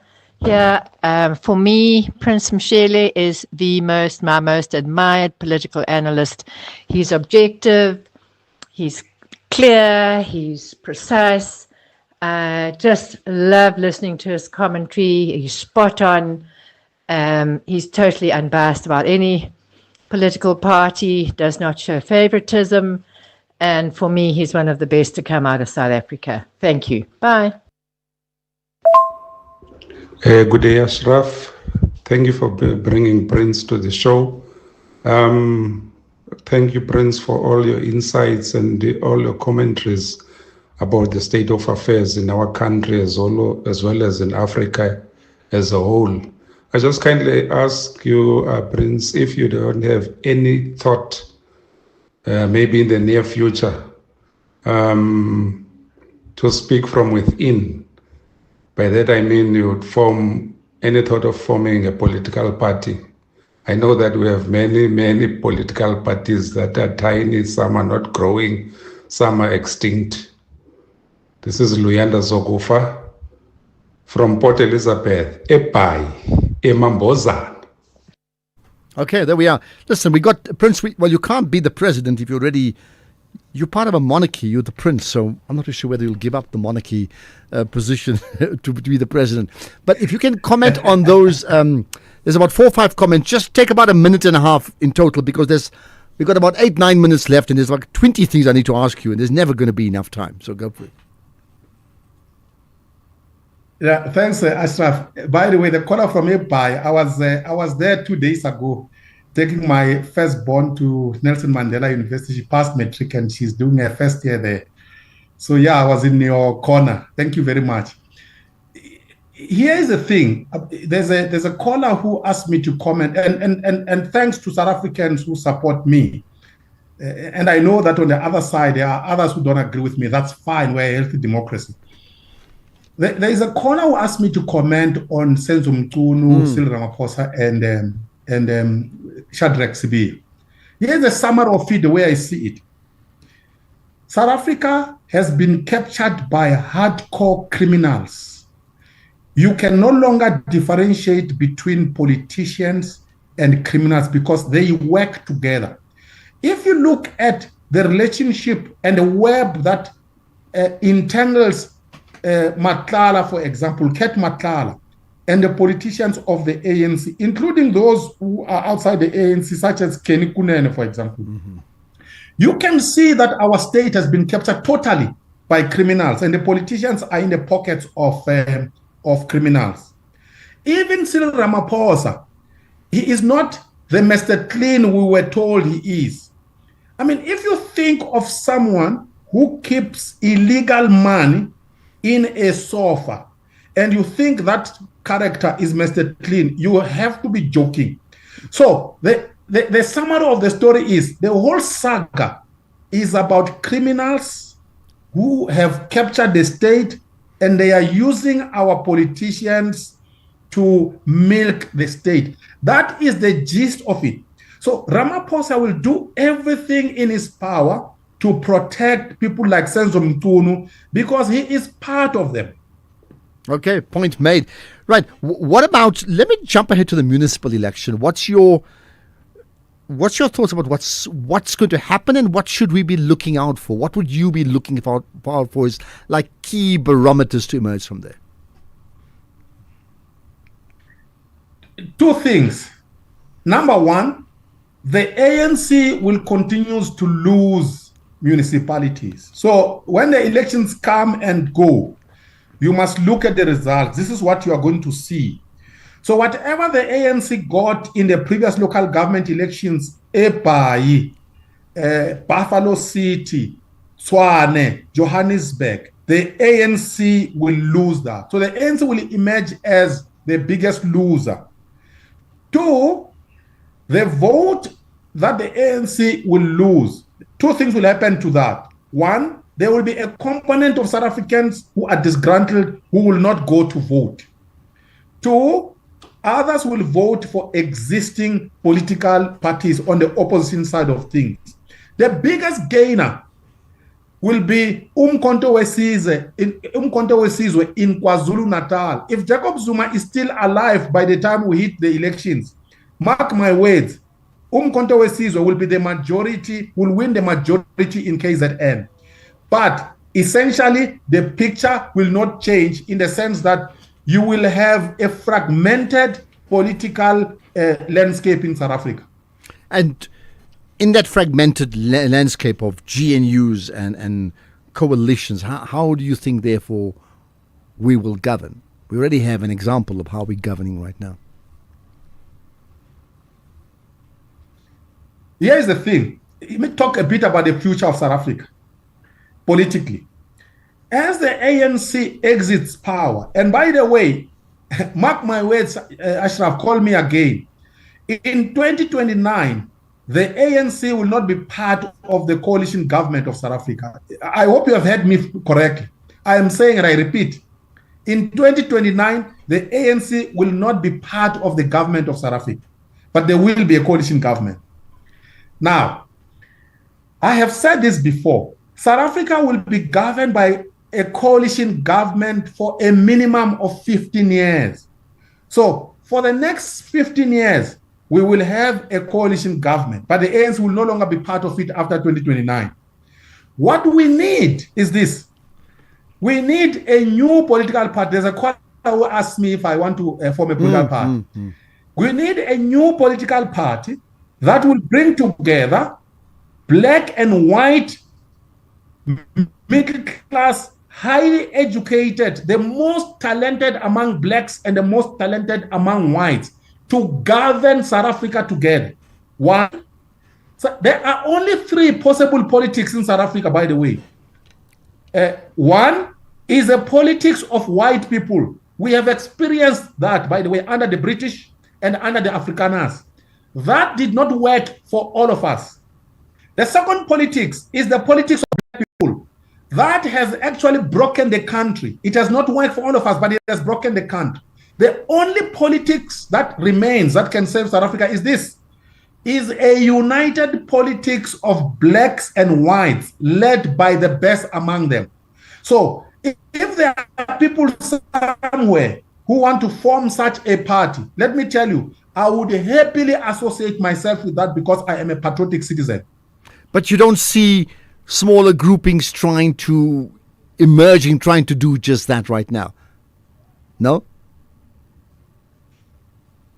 No, but this is what I'm doing. I mean, I'm telling you the options that are there, and I'm offering a viable option. So remember, even if I were to form a political party, it would not be a political party if I am alone. It has to be a party of South Africans. As many educated South Africans must form the party I'm talking about. That is the only solution for South Africa. If any other solution, it's a doomsday party, a family affair of Jacob Zuma, a tribal enterprise.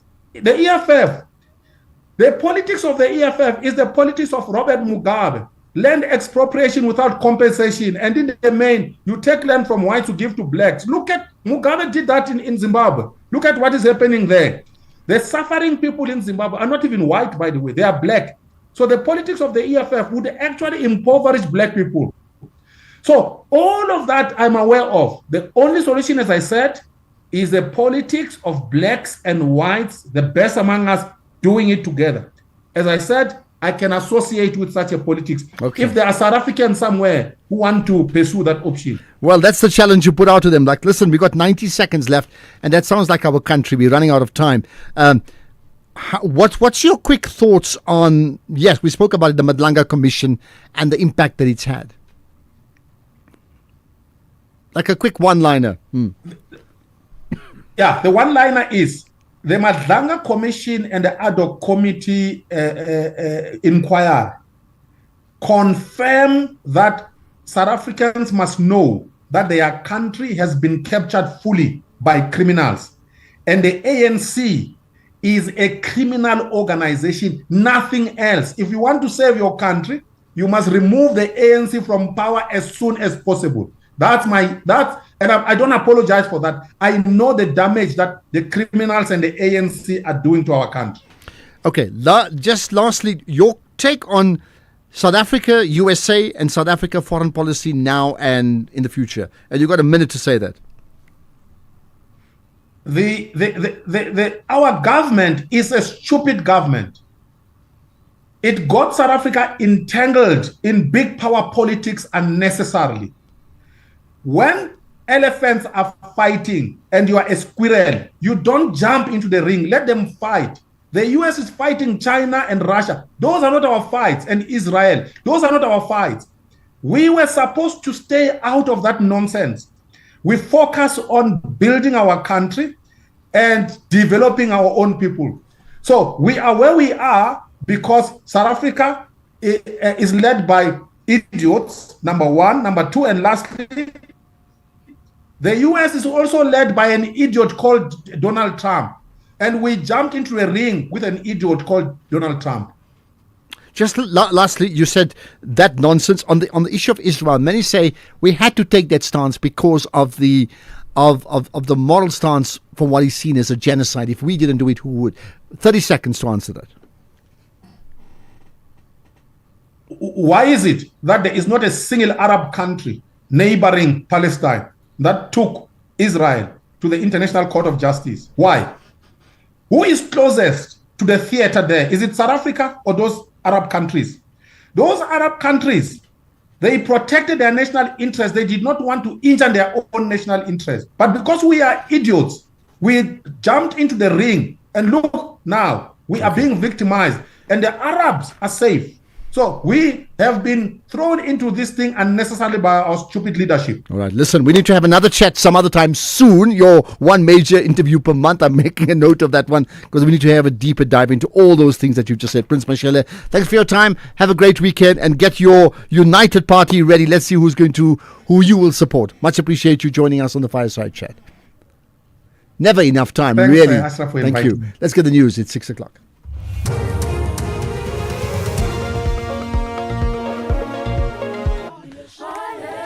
Yes,